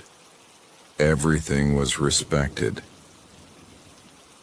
How many times, thought the monk, do we try to listen to others while planning what to say next? How many times do we listen with our bodies present, but with the mind absent? The stone, on the other hand, listened with all his being. And in that instant, the monk realized that there was a similar place inside it. A firm place, deep, silent, an inner rock that could also hear the wind of life without shaking, without answering, without moving. There, sitting next to the stone, felt this inner rock. He felt like it could be her, that could, even in the midst of the world, listen with an open and quiet heart. The wind was now stronger. It brought back memories, distant voices, fragments of times past, words said and unsaid, silences that hurt and silences that healed, and the stone listened to everything. And when I listened, it became light. The monk cried, not with sadness, but with relief, as if something he had been carrying for a long time had been heard, finally, by the stone that listens to the wind. At that moment he understood another lesson from the mountain. Listening is an act of love, and the silence is the greatest of welcomes. He felt like lying down, and he lay down next to the stone. He looked at the sky, which now had slow, dense clouds. The clouds seemed to listen too. He listened to everything. Everything was breathing, and so does he. His body slowed down. His thoughts quieted down. The wind rocked his senses, and the Ground welcomed him like a lap. Finally closed his eyes. And in that deep rest, silence took over everything, not as absence, but as fullness. And maybe at that moment, the stone also listened to his silence. The encounter with the shadow, guardian. At dawn, the monk opened his eyes lightly. The sky was tinged with soft shades of gold and blue, and the stone beside which he had slept remained there, firm, silent, as if he had watched over his dreams during the night. He lay there for a while, watching the sky change color, feeling the wind still fresh and listening. With the heart, the world awakens in silence. When he got up, thanked the stone with a light touch. Then he bowed in reverence. I knew I hadn't just found a rock, but a silent teacher. He resumed his path. The next section of the trail entered a denser forest, where the trees grew tall and close, preventing direct sunlight from entering. It was like walking through a corridor of shadow, where the sounds of the world were muffled and only their own footsteps echoed faintly on the earth covered with dry leaves. The monk was not afraid, but he wasn't in a hurry either. Every tree seemed to be watching him. Every root in the ground seemed to want to talk, and in the midst of this dark, damp silence, he felt a different presence. It wasn't physical. It was deeper. It was as if something ancient was waiting for him there. Something that lived inside the forest and, at the same time, within it. Walked a few more meters until he reached a small clearing, surrounded by twisted trees and thick moss. In the center of the clearing there was a figure sitting on a low rock. The monk stopped. He was not an ordinary figure. His body was wrapped in a dark gray cloak, the face covered by shadows. There was no threat in his stance, but there was intensity, depth. The figure did not move, but the monk felt that was the shadow guardian.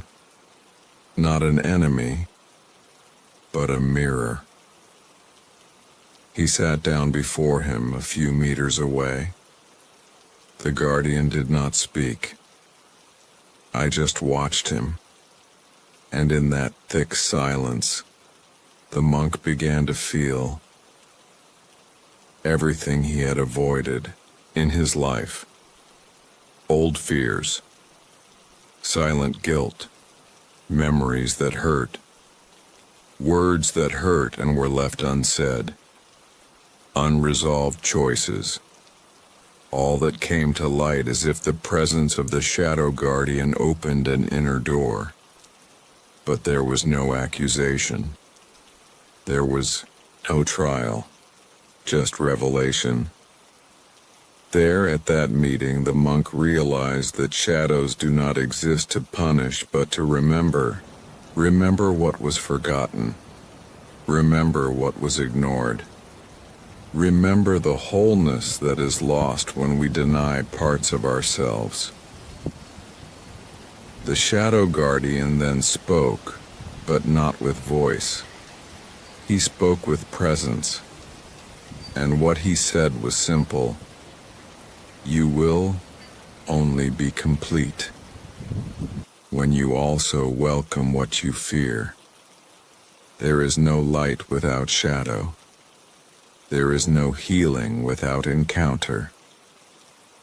The monk lowered his head. Soft tears streamed down her eyes, not of pain, but of recognition. It was true. No matter how much I meditated, no matter how much I sought peace, true serenity was born from the embrace of one's own wounds. The shadows were not enemies. They were messengers of the forgotten part of love. They stayed there for a long time, the monk in silence, the immobile guardian. The clearing breathed in unison with the two of them, and then without warning, the guardian stood up. I didn't say goodbye, didn't explain.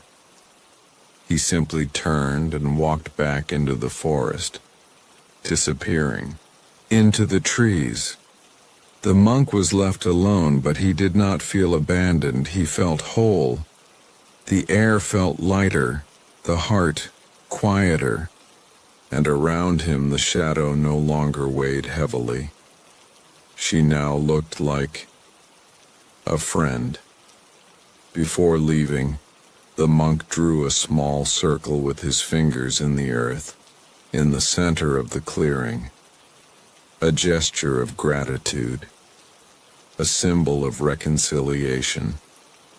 When resuming the path, realized that even with the sun still far away, his body was warm, as if an internal light had been turned on. And this light did not come from outside. She was born exactly from the place which he previously avoided. The light of the shadow welcomed. The light of courage to look at yourself. The light that only those who listen in silence can find, the hidden source that whispered truths.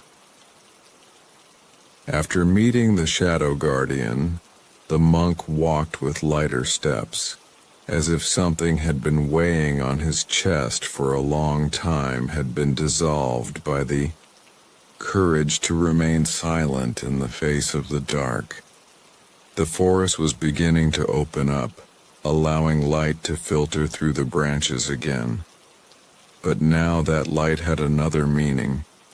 She was no longer a salvation against the darkness. It was just a continuation, a cycle, the natural flow between shadow and light, like breathing between inhalation and exhalation. The wind blew sweetly, caressing the skin as if thanking you. The mountain, always present, remained silent, but it was as if he was smiling slightly with his eyes closed, contemplating the walk of the one who dared to listen with his heart. Hours passed, or maybe just minutes. The time on the mountain was not the same as the time in the world. It was then that the monk came to an almost invisible trail, hidden by low bushes and dry leaves. Something called him there, not with words, but with a sense of deep familiarity, as if an old friend was waiting for him around the bend. Straying slightly from the main path, he followed the narrow trail carefully. The sound of the forest seemed to gradually move away, and in its place, something new appeared. A constant whisper, like a song that came from the womb of the earth. Steps after steps, the sound intensified, and then, as he passed through a small passage between moss-covered stones, he saw her. The source, hidden, protected by a half-moon of rocks. It flowed softly from a fissure in the rock. The water ran down in a continuous stream, transparent, almost ethereal, and was deposited in a small circular lake, crystal clear, calm, like a mirror that reflected not only the sky, but also what was inside whoever approached. The monk sat down by the fountain. He didn't speak, didn't think, just listened. And then the whispers began. But they were not external voices. They were ancient words, coming from a place within him that he didn't even know still existed. The source did not speak in sentences. She spoke in sensations, in subtle vibrations, in images that sprouted in the mind like forgotten memories but that have always been there.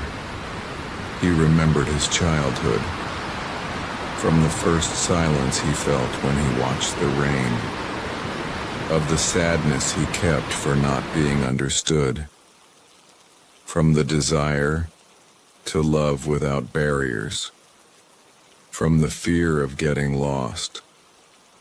And with every memory the fountain seemed to caress his heart, not with pity, but with tenderness, as if to say, "Everything is fine. You are made of all this. And all of this can be love too." The monk cried again, but now, like a child finding his mother again. The source welcomed him without questions, without judgments, without wanting to change anything. Just let it flow, like water that does. Not force, does not require, does not control, but clean. Calm down. It nourishes. He dipped his hands into the water. It was cold, but comforting, like the touch of a wordless truth. He felt purified, not of something dirty, but from the hardship he had put upon himself over the years. The fountain, he realized, was not there to wash away sins. It was there to remind us of the purity that was never lost. To remember that, behind the masks, behind the guilt and fears, there is something that has never been touched by the world, the essence. And this essence the source knew well. She recognized it in all beings, and when contemplated with sincerity, she whispered truths. Truths like, "You don't have to be perfect. You are already worthy of love. There is no rush. Your rhythm is sacred. You're coming home." The monk closed his eyes. He took a deep breath, and he let each of these truths wash over him like a gentle river that washes not only the body, but the spirit. The surrounding nature was silent, but it wasn't an empty silence. It was a silence filled with life, of wisdom, of presence. He stayed there for a long time, maybe hours, maybe just moments, but something had been restored. He stood up gently. He bowed before the fountain. He thanked with all his heart, and he promised, "Come back whenever I forgot who I was. Return not physically, but internally. Because the source, you understand, wasn't just there. She lived inside him too. And whenever I needed to hear the truth, just keep quiet and hear the whispers of the source that inhabits the center of your own being." He walked back to the trail with calm steps. The sky was now clear. The trees smiled with their leaves dancing in the wind, and the world seemed at peace. Because he, inside, was too. The circle of 7 mirrors. The sky was already hanging in golden tones when the monk resumed his path. His breathing was soft and his heart beat like a calm drum, setting the pace of life in peace. The water from the fountain still seemed to run through his hands, even though it was already dry. The feeling of lightness persisted, as if every cell in your body was now singing a silent song of gratitude and presence. As I walked on, the trail seemed to open up more. The ground was covered with dry leaves and soft moss. It was like walking on time itself, as if all the years, doubts, and fears that I had lived were now just part of the ground on which he walked serenely. And then he saw something curious. A lichen-covered stone arch rose between the trees.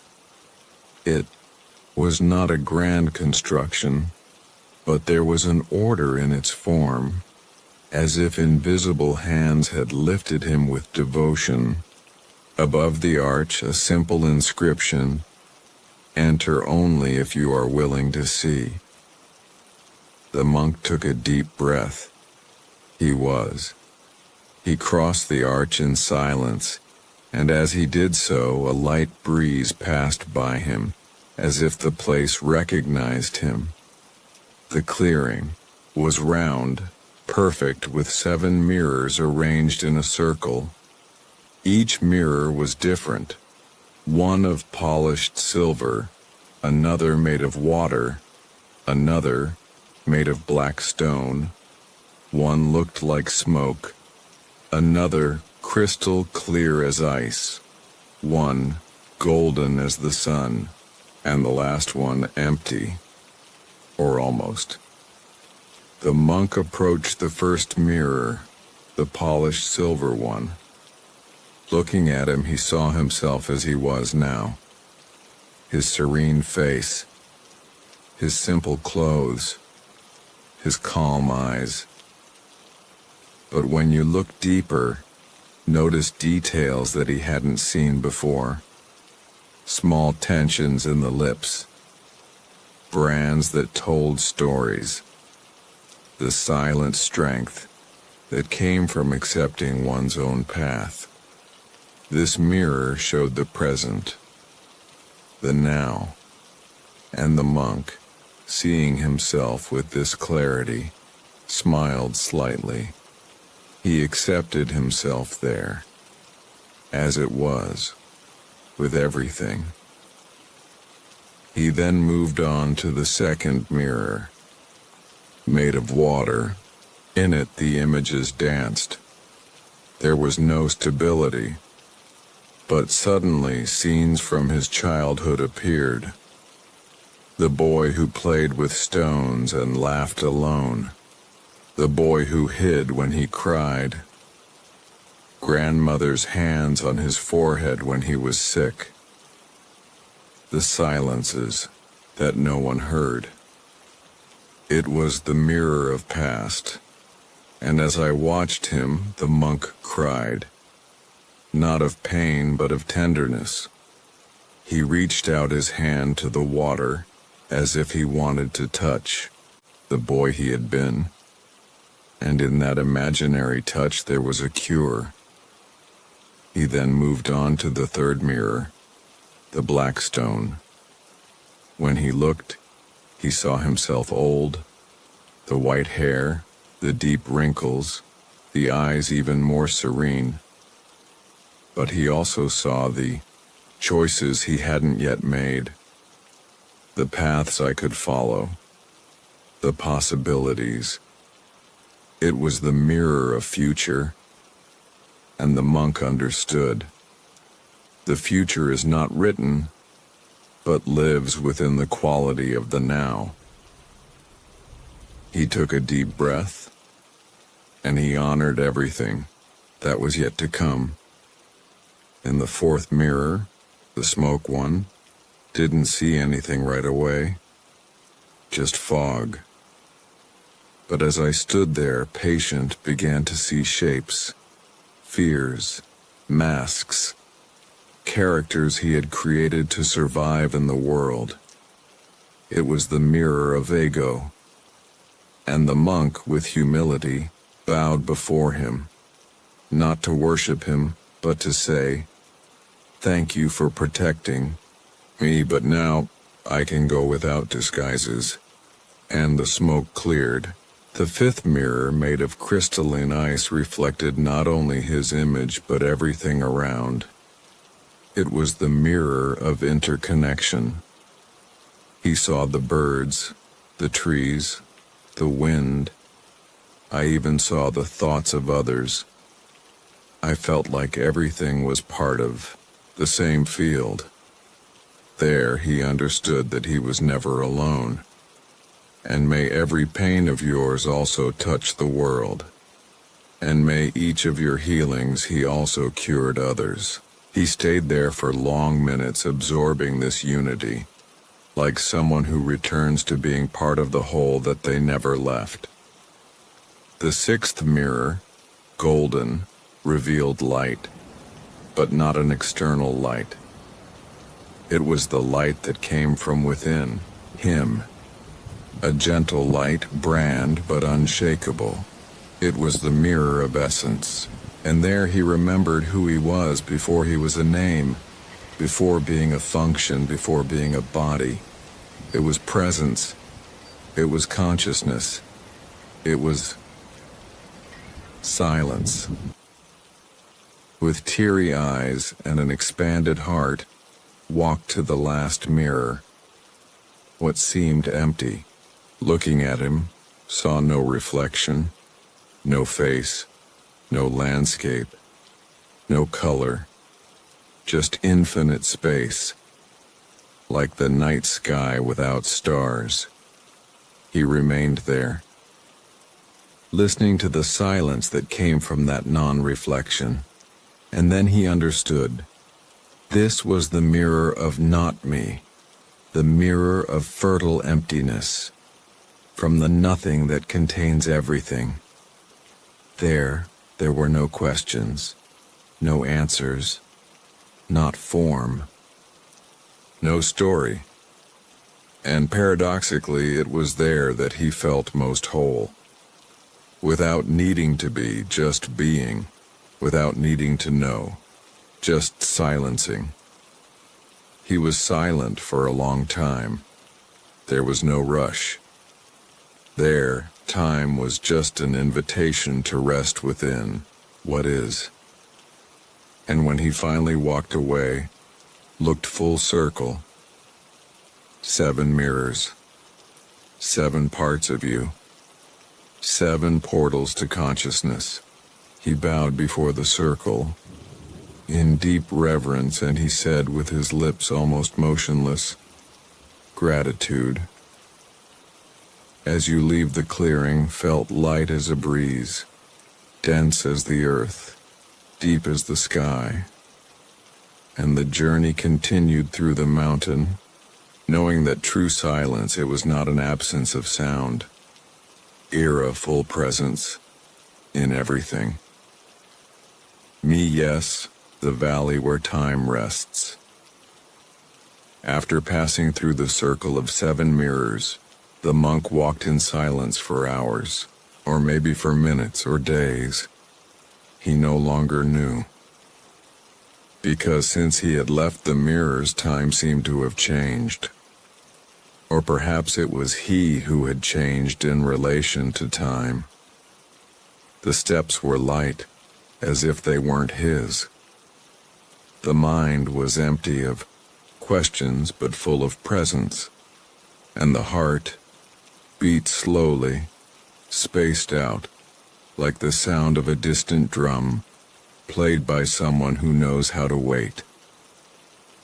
The trail ended in a gentle descent, and before their eyes, as if emerging from an ancient dream, a valley opened up. It was vast and serene, and covered in low mist like a blanket resting on the skin of the earth. There were small flowers which did not attract attention but gave off a subtle scent, as if they only wanted to be smelled by whoever was actually present, and tall but silent trees that seemed to observe more than grow. The monk knelt there, at the edge of the valley, and just watched. Something about that place reminded him of the womb of life, as if everything there was at rest, not from tiredness but from wisdom. And then he realized, at the entrance to the valley, there was a stone with soft inscriptions, worn away by time, but still readable. She said, "Here, time lies down and sleeps. If you want to enter, leave the hands outside." He closed his eyes, and he understood. He removed from his wrist the beaded necklace he had inherited from his master, and which he used to mark the passage of mantras. He gently placed it beside the stone, as a symbolic gesture. Inside there, nothing needed to be told, nothing needed to be measured.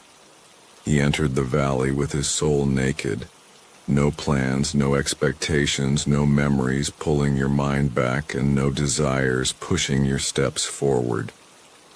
There, everything just was. And as I walked, I felt more and more like I was outside of time.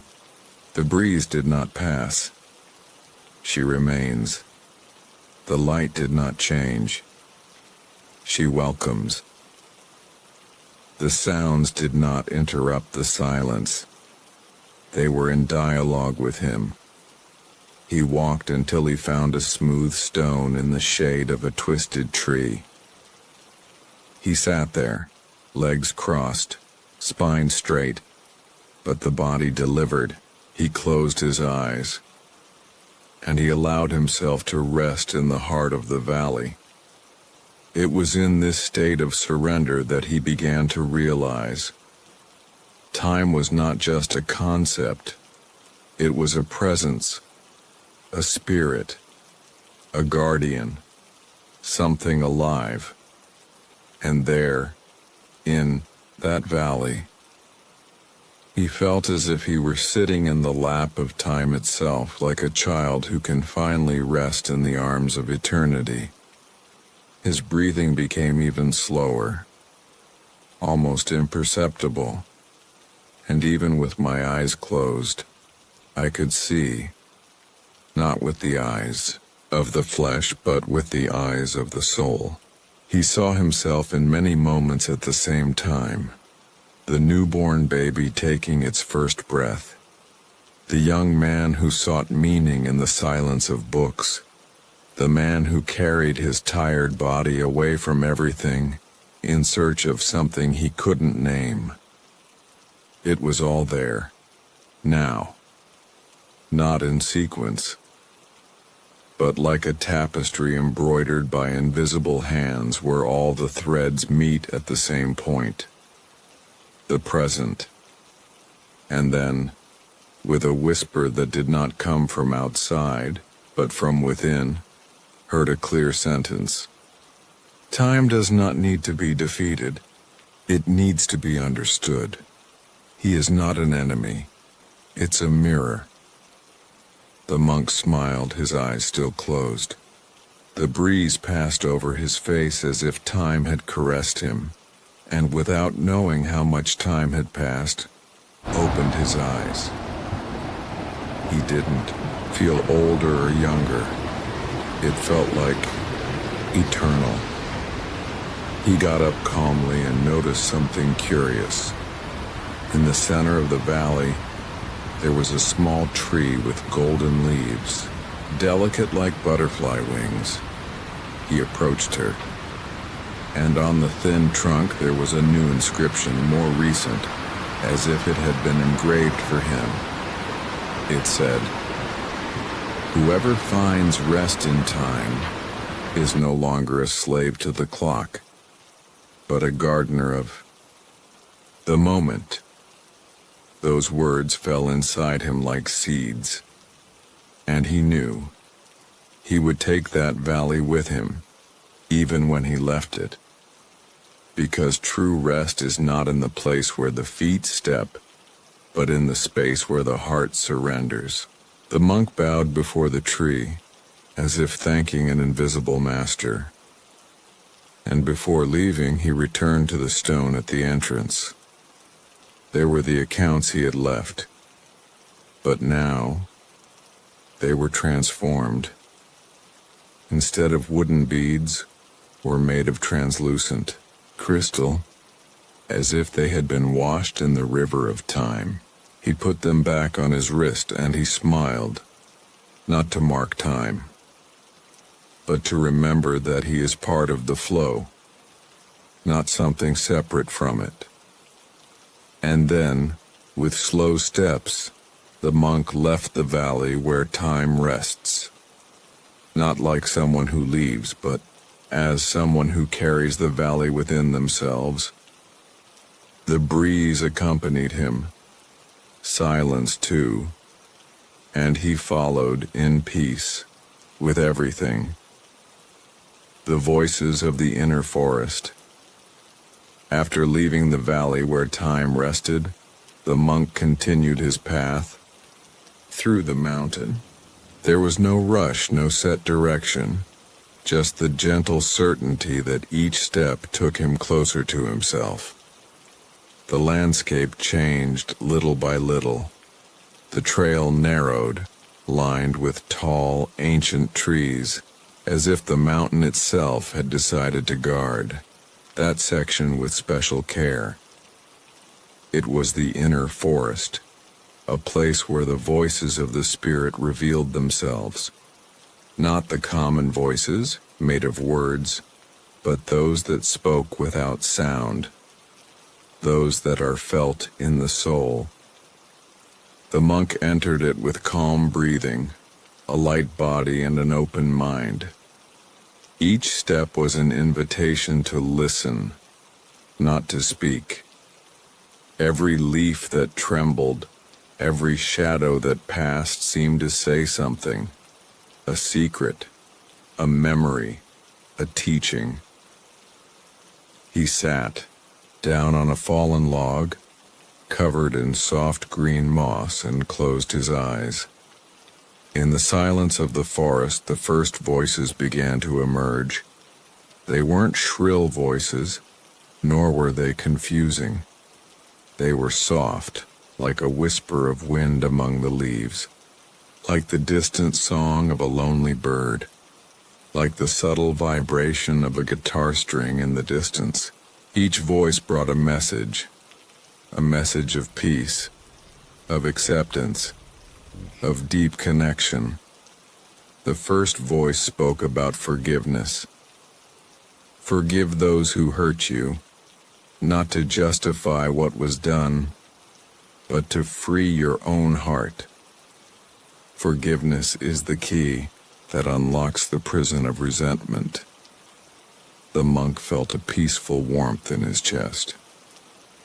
I knew I had carried weights, but in that moment, decided to let them fall like dry leaves to the ground. The second voice spoke of gratitude. Gratitude turns what we have into enough. Don't wait for big events to give thanks, because life is made up of small invisible miracles. He remembered the dewdrops on the flowers in the valley, the sound of the wind on his face, the stillness of the lake where he had rested. Every detail became a reason to be thankful. The third voice taught about detachment. Do not cling to the things that pass away. Attachment is the fire that burns peace. Let go of your hands and life will flow like a river, without resistance, without fear. The monk felt his fingers relax. He let go of everything he no longer needed to carry. Ideas, expectations, painful memories. The fourth voice spoke into the silence.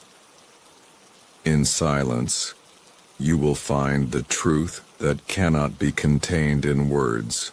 Silence is the womb of being, the space where everything is renewed. He stood there in the silent forest, listening to the silence speak, filling every empty space within him. The fifth voice spoke of the presence. Being present is the greatest gift you can give to yourself and the world. Don't live in the past or the future. Breathe, feel, observe the now. The monk felt totally present, connected with every sound, every smell, every sensation of the body. The sixth voice brought the wisdom of love.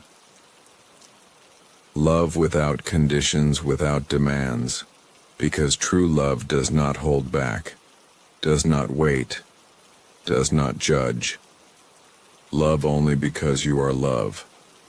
A gentle warmth spread through his chest, illuminating his being. The seventh voice spoke about patience. Everything has its time.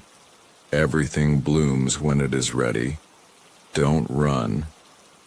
Patience is the art of trusting the rhythm of life. The monk smiled silently as if receiving a blessing. So one by one the seven voices enveloped him, gently guiding him into a state of profound peace. He sat there, absorbing every invisible word, every delicate sensation, every breath of wisdom. And in the silence of the inner forest, his soul rested like the calm water of a lake at dusk. Nothing else mattered, other than that perfect, serene, and eternal moment. The encounter with the guardian of silence. The monk remained for a while in the inner forest, surrounded by the soft voices that spoke to him without words. But he knew that the journey did not end there. Something greater awaited him. Something silent and subtle that could not simply be heard. It had to be felt. He continued walking, his steps slow and attentive, following a trail marked by small white stones that shone softly under the light filtered by the treetops. It was a path that seemed guided by an invisible hand, inviting him to delve even deeper into himself. After a while, the monk came to a large, calm clearing where sunlight danced delicately over a carpet of leaves and wildflowers. In the center sat a serene figure, the guardian of silence. It was not a man, nor a creature like any the monk had known before. It was the very essence of silence personified. A calm, enveloping presence that seemed to emanate such profound peace that everything around it grew still in its presence. The monk stood at a distance, respectful and reverent.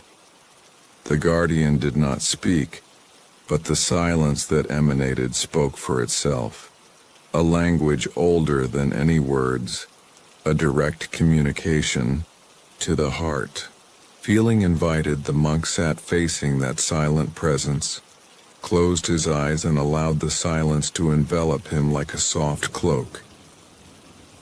In the shared silence, he understood that the guardian was not a master to be obeyed, but a friend who accompanied, who welcomed, who showed the way to true silence within one's own being. The guardian offered the monk an invisible gift, a silent lesson in the value of simply being, without haste, without fear, without judgment. There in the clearing, time seemed to stand still, and all that existed was the now, full and absolute. The monk realized that the silence he sought was not the absence of sound, but the presence of peace. The space where the soul is in harmony with itself and with the universe. Gratefully, he slowly stood up, feeling light in heart, clear in mind and tranquil in spirit. He carried with him the wisdom of the guardian, the certainty that true silence is a state of being that can be accessed at any time, in any place, simply by surrendering to the present. With one last look at the illuminated clearing, the monk resumed his path, knowing that the mountain still held other mysteries, but that now it carried within itself the greatest treasure: inner silence, a faithful friend for all journeys. The fountain of serenity. After leaving the clearing where he had met the guardian of silence, the monk continued along a path lined with trees that whispered ancient stories in the wind. Each step seemed to dissolve the last distractions of his mind, while his heart beat in a slow and harmonious rhythm. Just ahead, among the flowering bushes, he heard the delicate sound of running water, a sound so pure and crystal clear that it seemed to caress the soul. Following that natural invitation, the monk found a small spring, hidden like a secret guarded by the mountain itself. The serenity fountain gushed with clear water, reflecting the sky and leaves above, creating dancing, hypnotic images. The water flowed slowly, as if it had all the time in the world to caress every rock, every root, every patch of earth. Sitting on the edge of the fountain, the monk watched that calm movement, allowing his thoughts to flow along with the water, gently dissolving. At that moment he understood that serenity is not something that is achieved by fighting the world or oneself. Rather, it is like water, flowing naturally, adapting to the path, finding space even where there seems to be none. The monk put his hands in the water, feeling its cool, welcoming temperature. He let the liquid touch his skin, imagining that just like that spring, his own being could be in constant renewal, always flowing, always alive, always serene. As he gazed at the spring, a gentle lesson emerged in his mind, as if the water itself were whispering words of wisdom. Be like water, friend. Flow without resistance. Caress life with calm, and find in the movement the peace you seek. He closed his eyes and took a deep breath, allowing that message to settle into his heart. The fountain didn't make a loud noise. It didn't need to. Its serenity was quiet, deep, an invitation to slow down, to feel, to simply be. The monk understood that he could carry that spring within himself wherever he went, that even in moments of turbulence he could turn to that inner water, that essence of calm that never dries up or disappears. Finally, with one last grateful look at the spring, he stood up, feeling light and renewed. The journey continued, but now he knew that serenity was not far away, somewhere on the mountain. It was in every conscious step, in every calm breath, in every moment lived with presence. And so the monk continued on his way, with an open heart, a serene mind and a soul flowing like spring water, in peace and harmony. The shadow that embraces. The monk continued his journey through the mountain, still immersed in the calm that the spring of serenity had left him. His heart, now as calm as a lake on a windless day, pulsed to the gentle rhythm of the nature around him. His mind, previously restless, had found a wide and silent space where worries lost their weight and dissolved, almost like smoke dispersing in the light morning air. As he walked, he noticed that the sun was beginning to sink below the horizon, painting the sky with shades of gold, pink, and lilac. The light that had previously touched the leaves and flowers now cast long, delicate shadows that intertwined with the landscape, forming soft, undulating patterns on the land. The monk then noticed the arrival of the shadow, not a cold or frightening shadow, but a shadow that welcomed, that embraced tenderly.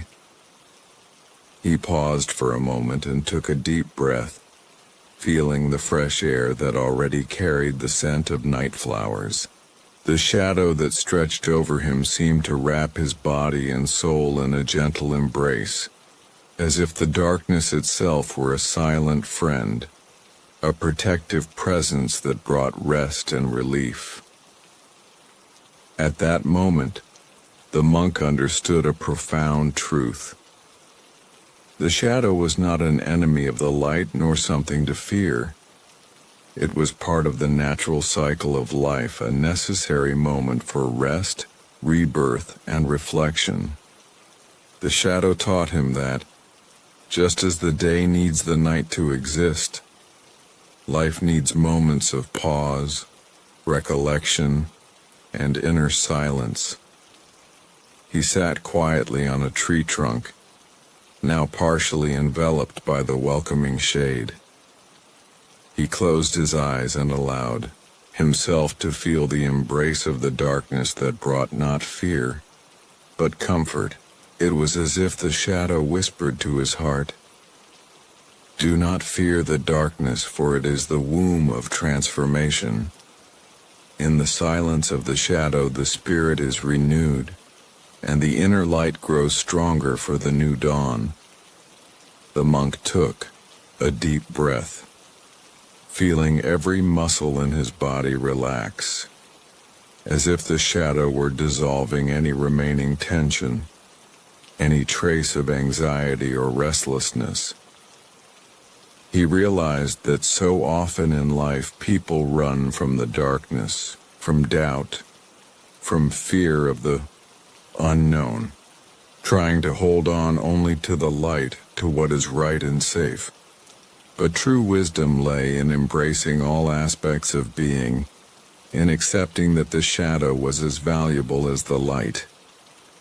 In that moment of introspection, the monk remembered ancient stories he had heard in his early years of learning. Stories that spoke of balance, harmony between opposites, light and shadow, life and death, movement and rest. He understood that the shadow was the space where everything that is unseen, but that exists, could reveal itself in its purest and truest form. As he allowed himself to sink into the shadow he embraced, he felt his soul breathe more freely. There was no longer any fear of the dark, nor any resistance to the deep silence it brought. Only a serene acceptance, a confident surrender to the mystery of existence. The monk realized that the shadow was not a place to get lost, but a refuge to find oneself.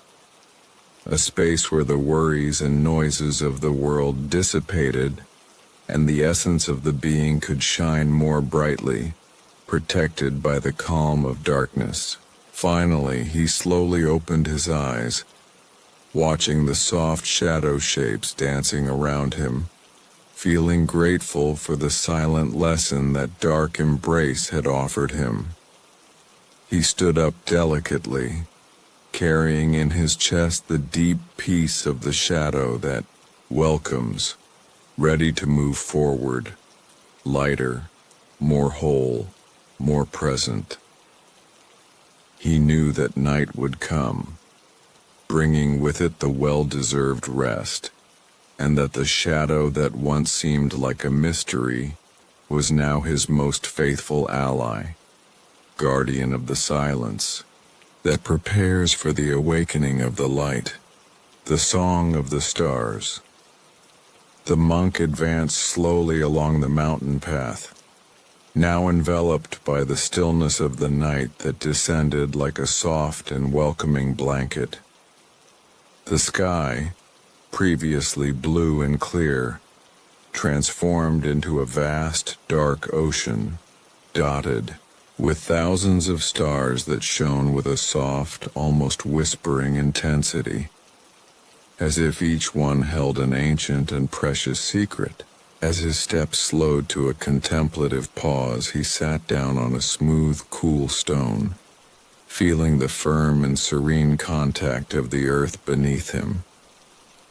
He breathed deeply of the fresh night air, which brought with it the scent of trees, of damp earth, and of nocturnal flowers that were beginning to open their petals in the timid moonlight. The silence around him was dense but full of life, the kind of silence that does not weigh but embraces, that calms without haste, that invites one to dive into a deep serenity. Closing his eyes, the monk let his mind wander among the stars that were beginning to form familiar and unfamiliar constellations. He imagined that, in that vast sky, each star emitted a subtle frequency, a sound invisible to physical ears, but perfectly audible to those who listen with an open heart. It was the song of the stars, an ethereal melody that traversed the universe, traversed time, reaching the soul of whoever was willing to listen. This song was not made of words or noises, but of deep silence, interspersed with delicate pulses of light that danced gently in the infinite space. It was a sound that welcomed, that healed, that calmed the restless mind and the agitated heart. The monk realized that the song of the stars was an invitation to let go, to abandon the thoughts that run like turbulent rivers, to silence the inner voice that insists on judging, fearing, and worrying. In his imagination, he saw the stars as tiny beacons of hope and tranquility, bright spots that gently illuminate the darkness, reminding us that even in the quietest, darkest moments of life, there is an inner light that never goes out. This light, he understood, is the essence of the peace we all seek. A quiet flame that can be found when we stop running and simply be. The monk felt the expansion of this inner light grow in his chest, radiating calm throughout his body. Each breath became a gesture of surrender, a gentle movement that led the mind to a state of almost palpable stillness. He realized that the true song of the stars was the echo of the silence within himself, a space where time ceases to exist, and only the present remains. With his eyes still closed, he remembered the words of ancient masters. In the silence of the cosmos, the heart finds its true rhythm. In the vastness of the universe, the spirit rests. And that night, under the star-studded sky, he felt this truth deeply, like a gentle melody that lulls one to sleep and soothes the soul.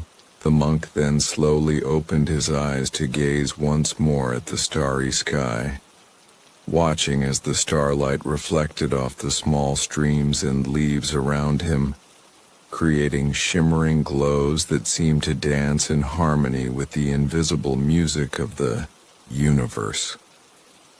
He realized that the night was not a void, but a space full of possibilities, an invitation to rest, renewal, and connection. He knew he could carry this song of the stars within himself, accessing it whenever he wanted through conscious breathing, mindfulness, and loving silence.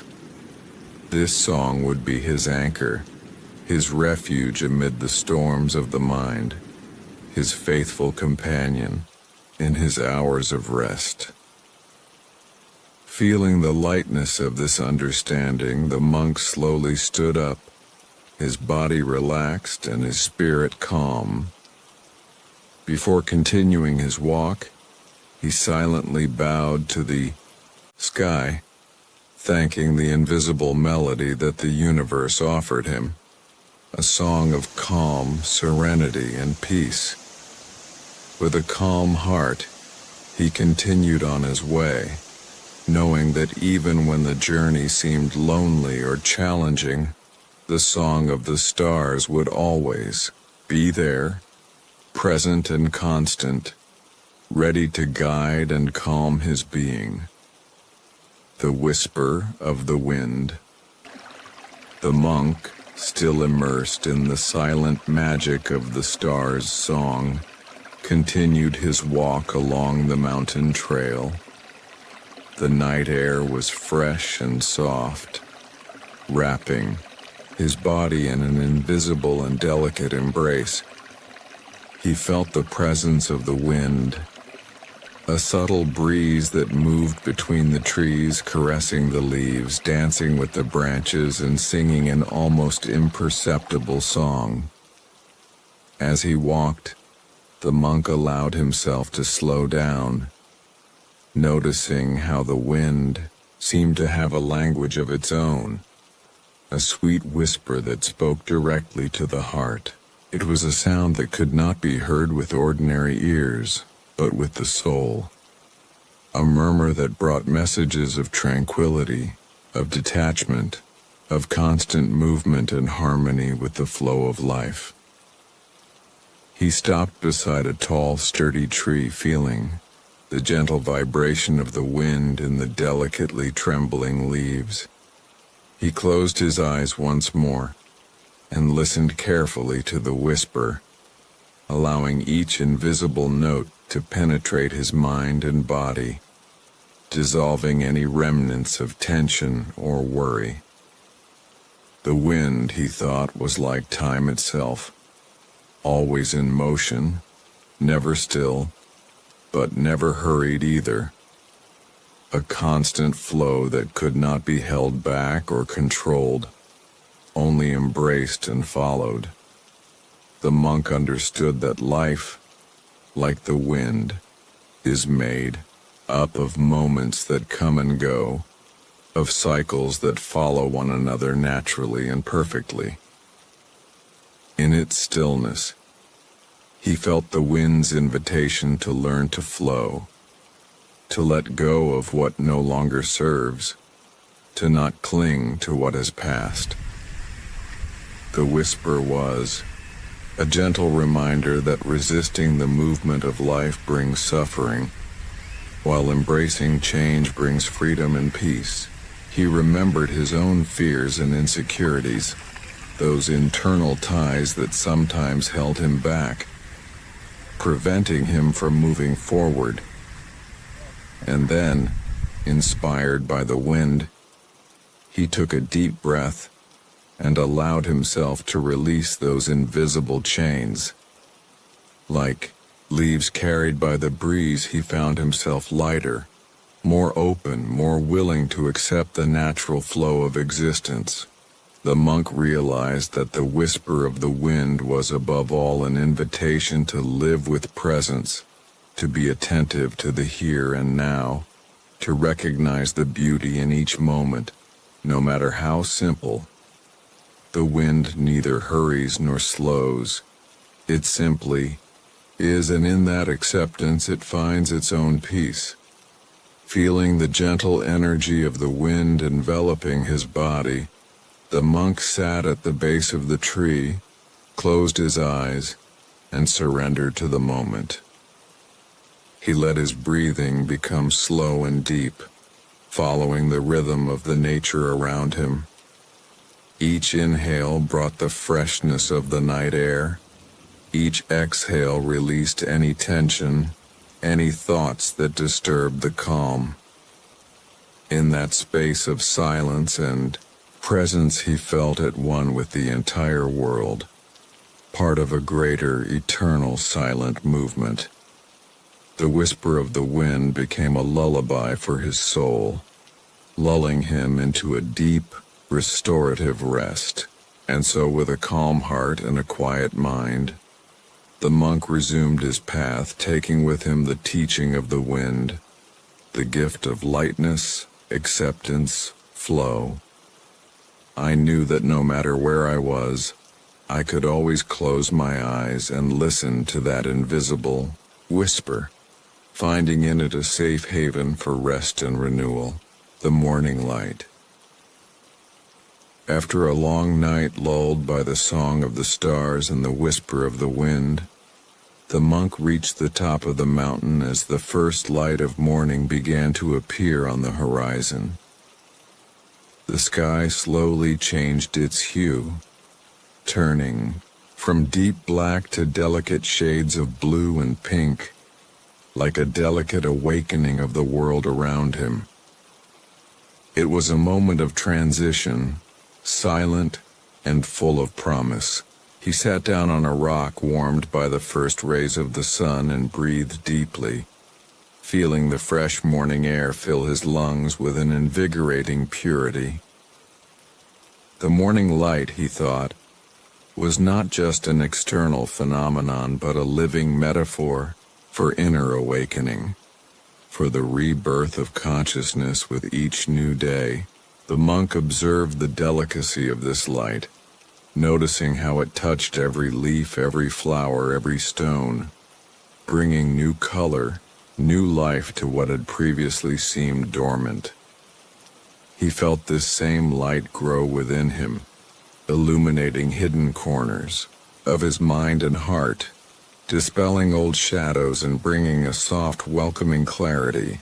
As the mountain awakened to the distant sound of birds and the gentle movement of trees, the monk understood that the morning light was an invitation to a new beginning, to let go of the burdens of the past and look at the present with fresh, attentive eyes.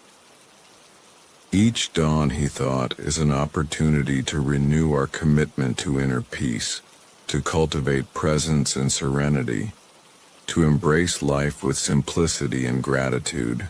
The morning light does not judge, does not pressure. It simply emerges gentle and steady, offering its brightness to all who wish to see it. The monk felt a deep connection to this moment, a sense of wholeness that filled his being, like the sun slowly warming the earth after the cold of the night.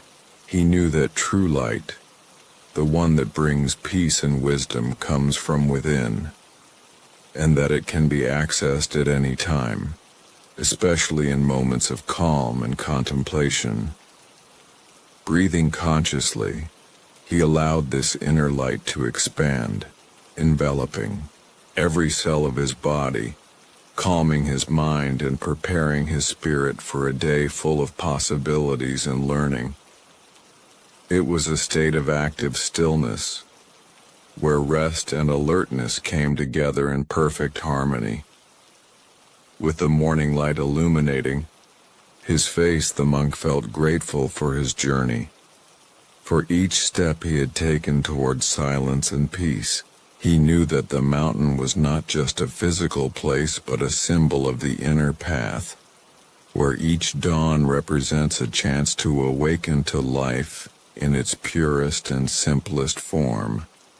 And so, enveloped by the serenity of the morning, the monk remained there for a long time, letting the light bathe him with its gentle energy, preparing his body and soul to continue the journey with lightness, confidence, and love, the encounter with the mist.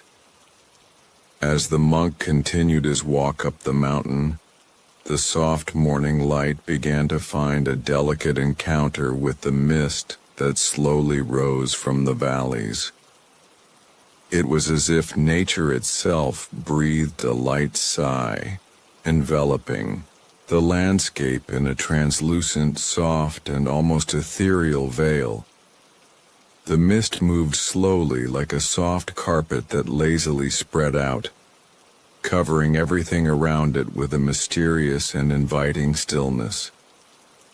The monk stopped and watched the silent dance intently. The world seemed suspended in that instant, a moment of transition where the mist did not hide but revealed, transforming the known into an invitation to the unknown. He felt a slight freshness in the air, a sense of novelty and mystery that, far from causing uneasiness, brought with it a profound peace and an invitation to inner silence. With calm and careful steps, the monk slowly entered the mist, feeling its soft and silent touch around his body. It was as if the air was alive, charged with an invisible, welcoming, and protective energy. Each drop suspended in that translucent mantle seemed to carry an ancient secret, a whispered message from the mountain itself, a wisdom that does not need words to be understood. As he walked, the monk felt the mist act as a filter, erasing excess stimuli and dispersing the mind's worries. The usual clarity gave way to a deeper perception, less dependent on visible forms and more connected to the inner feeling, to the silent space that dwells within each being. At that moment, he understood that the fog was a perfect metaphor for the path of self-knowledge and meditation, a space where certainties are gently dissolved, where the ego melts away like fog in the sun, and the true self reveals itself in the simplicity of the now. There was no rush to get through the fog, just an invitation to be present step by step, breath by breath. The monk closed his eyes for a moment, breathing deeply of the cool, moist air, feeling the delicate vibration that passed through his body. He let the silence deepen even further, making room for absolute calm, for a state of being where the boundaries between self and world disappeared, and everything became one. There, in that soft white veil, the monk learned that it is not necessary to see everything clearly all the time. Sometimes beauty and wisdom lie in embracing the mystery, the uncertainty, the silence that envelops and protects. The mist taught him that life is not always clear and defined, and that there is peace in allowing things to simply be, even when we do not fully understand the path ahead. As the monk walked slowly, the sound of his own footsteps seemed muffled by the mist, creating a feeling of gentle isolation that was not loneliness but a deep encounter with himself. He realized that by accepting the mist he was accepting himself, with all the doubts, fears, and shadows that accompanied him, but also with all the light and wisdom that already lived within him. The mist began to slowly dissipate as the sun rose, revealing once again the shapes and colors of the path. But the monk knew that the encounter had left an indelible mark on his soul. He now felt a calm confidence to navigate the unknown, a loving welcome for those moments when clarity seemed to be lost. Sitting on a rock beside the path, the monk allowed himself a moment of deep rest, feeling the energy of the mountain, the mist and the sun intertwine within him. It was a moment of total surrender, where silence and light came together to nourish his being, preparing him to continue the journey towards the wisdom of inner silence. He knew that the fog was not just a phenomenon of nature, but a patient and gentle teacher, always present to remind us that the path to peace and self-knowledge is made up of moments of clarity and mystery, light and shadow, presence and silence. And so, with a peaceful heart and a serene mind, the monk rose to move forward, carrying within him the gentle lesson of the mist, the beauty of getting lost in order to find yourself, the wisdom of resting in the mystery, the peace that comes when we let go and simply are the embrace of the earth. After passing through the mist, the monk continued on his way, and little by little, he felt the firmness of the solid earth beneath his feet. The mountain seemed to welcome him with open arms, like an old friend who warmly welcomes those seeking rest and understanding. The earth was more than the ground he walked on. It was a silent, constant embrace that gave him support and stability with each step. He slowly crouched down, fully aware of being in direct contact with nature, feeling the touch of the earth damp and cold, enveloping his hands. He closed his eyes and let the palm of his hand rest on the rich, living surface. There he felt the ancient energy of the mountain, the deep connection between what is visible and what is beyond the eye. The monk understood that the earth was the foundation of life, the one that sustains us even when everything seems uncertain. It was a powerful symbol of the support we can find within ourselves, the secure foundation that keeps us steady in the face of challenges and changes. He realized that the earth, silent and patient, never abandons us, even when the path seems difficult or unknown.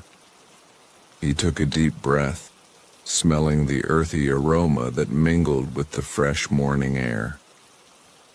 The scent was a reminder of simplicity and truth, an invitation to root himself in the present, to be fully present in each moment.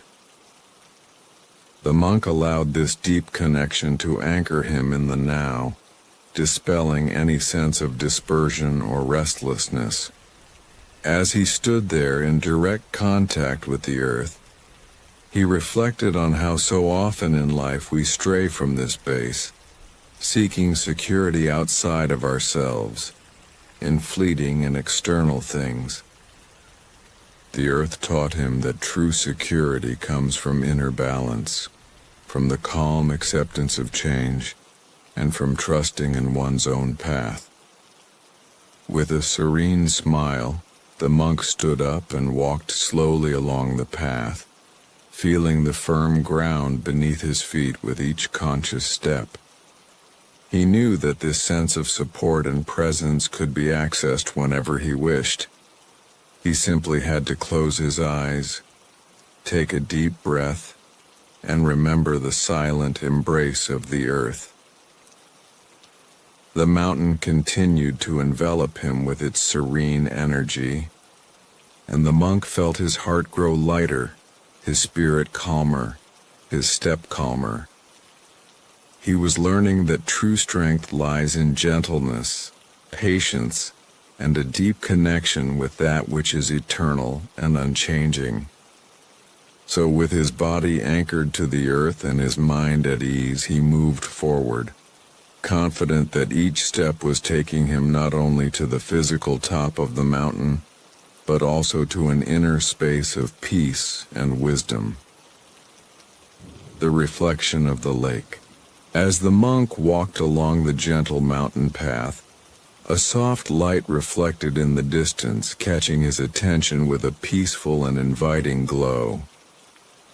It was a serene lake, hidden among tall, ancient trees, which seemed to rest in absolute silence, like an immense mirror that reflected the sky, the clouds, and the very soul of the one who gazed upon it. He approached slowly, feeling the air become even fresher and purer, filled with the subtle scent of wildflowers growing on the banks. The lake seemed like a pool of absolute calm, where nothing moved except the light breeze that caused delicate ripples on its surface. The monk sat on the bank, gazing at his own reflection in the water. It was not just a physical image that he saw, but an invitation to look deeper into himself, into his essential being, into that which lies beyond form and appearance. The water, so clear and still, seemed to tell him that true silence is not the absence of sounds, but the full presence of the moment, the serene acceptance of what is without judgment, without haste. He saw that just as water reflects the sky without distortion, he too could learn to reflect life with clarity and serenity, accepting each experience as it is, without resistance. The monk sank into a state of gentle meditation, where his heart and mind became as still as the surface of the lake. He felt the calm of that place invade every part of his being, dissolving tensions and worries, and bringing a deep sense of harmony. As he watched the small waves gently breaking on the shore, he realized that even in the apparent calm, there was movement and life. A silent dance that reminds him that true peace does not mean stagnation, but fluidity, the ability to adapt, smoothly to change without losing balance. The lake taught that life is made up of moments of stillness and movement, of silence and sound, and that wisdom lies in learning to navigate these phases with loving attention, without attachment, without fear. The monk remained there for a long time, absorbing the tranquility and teaching of the lake. He knew that he could return to this state whenever he needed. All he had to do was close his eyes and remember the calm water, the soft light, and the clarity that comes from inner silence. When he finally got up to continue his journey, he felt renewed, as if the lake had washed away his doubts and his weariness, leaving only the purity of the present moment.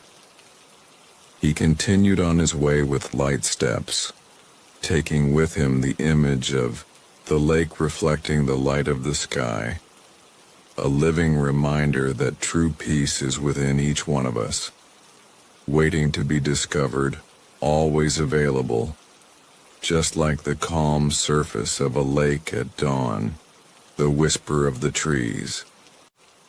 After leaving the serene lake behind, the monk continued on along the trail that wound between tall, ancient trees, like silent guardians of this sacred mountain. The air was filled with the fresh scent of leaves and the soft humidity of the forest, creating a cozy and peaceful environment where time seemed to slow down.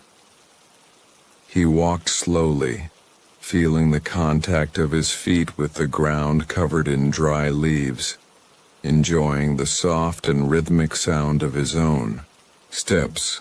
Around him, a subtle whisper was present, the gentle murmur of the trees, moved by a delicate breeze, seemed to tell ancient secrets, stories kept in the heart of the forest.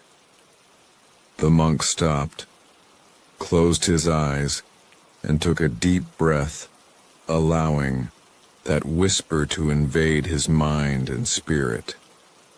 He realized that the trees spoke a language that did not need words, a silent communication that reached straight to the heart. It was as if they were inviting him to listen to the slow rhythm of life, to accept the natural flow of existence without resistance. The trees, with their deep roots and branches that reached the sky, were symbols of strength and flexibility, of rooting and expansion. The monk understood that just as trees face storms with patience and balance, he too could learn to stand firm in the face of life's difficulties without losing his serenity. He slowly ran his hand along the rough trunk of an ancient tree, feeling its rough, living texture, connecting with the energy of nature that pulsed through it. It was at that moment that the monk had a profound insight. Silence is not empty, but full of life, a fertile space where the spirit is nourished and grows. The forest around him seemed like a natural temple, a place where time and space dissolved to make way for the eternal present. The monk sat at the foot of a tree, feeling the solidity of the trunk against his back, and entered a state of calm and deep contemplation. He realized that, like the trees, he could learn to be flexible in the face of change, to bend in the face of difficulties, but without losing the essence of who he was. The secret was to surrender to the flow of life, trusting that even when the winds seemed too strong, there was always a center of stillness and strength within us. As he breathed slowly, the monk felt peace invade his being, like a calm river flowing gently through the bed of the soul. He silently thanked the trees for their silent wisdom, for the lesson of patience, resilience, and presence. The sound of birds in the distance, the rustling of leaves, and the constant whisper of trees formed a delicate symphony, perfect for lulling any restless heart. The monk knew that he could return to this place whenever he wished, where nature embraced him with its silence full of meaning. When he finally stood up, he felt light, as if a new strength had been born within him. He knew that the journey was not yet over, but that each step, each encounter, brought him closer to the mountain of silence and the true silence within himself. With a calm heart and a serene mind, the monk continued on his way, taking with him the whisper of the trees, a silent melody that would accompany him forever. Complete silence. Finally, after many steps, many lessons, and many silent encounters, the monk reached the highest point of the mountain, a place where the sky seemed to touch the earth and the entire world appeared in a calm, infinite vastness. There at the top, he found complete silence, a silence that was not just the absence of noise, but a state of profound and total presence. He sat down on a smooth stone, feeling the firm support beneath him, and closed his eyes. At first, the silence seemed almost empty, a wide-open space where nothing seemed to happen, but slowly he realized that in that silence there was life, a subtle breath that connected everything around him, the air, the light, the earth, himself. The monk felt his body relax completely, as if all the weight of the world had dissolved in that moment. His mind calmed down, the waves of thoughts becoming softer and softer, until only the pure sensation of now remained, a serene and unchanging presence. He realized that true silence is not solitude, but an intimate embrace with existence, a deep communion with the being that is beyond time and space.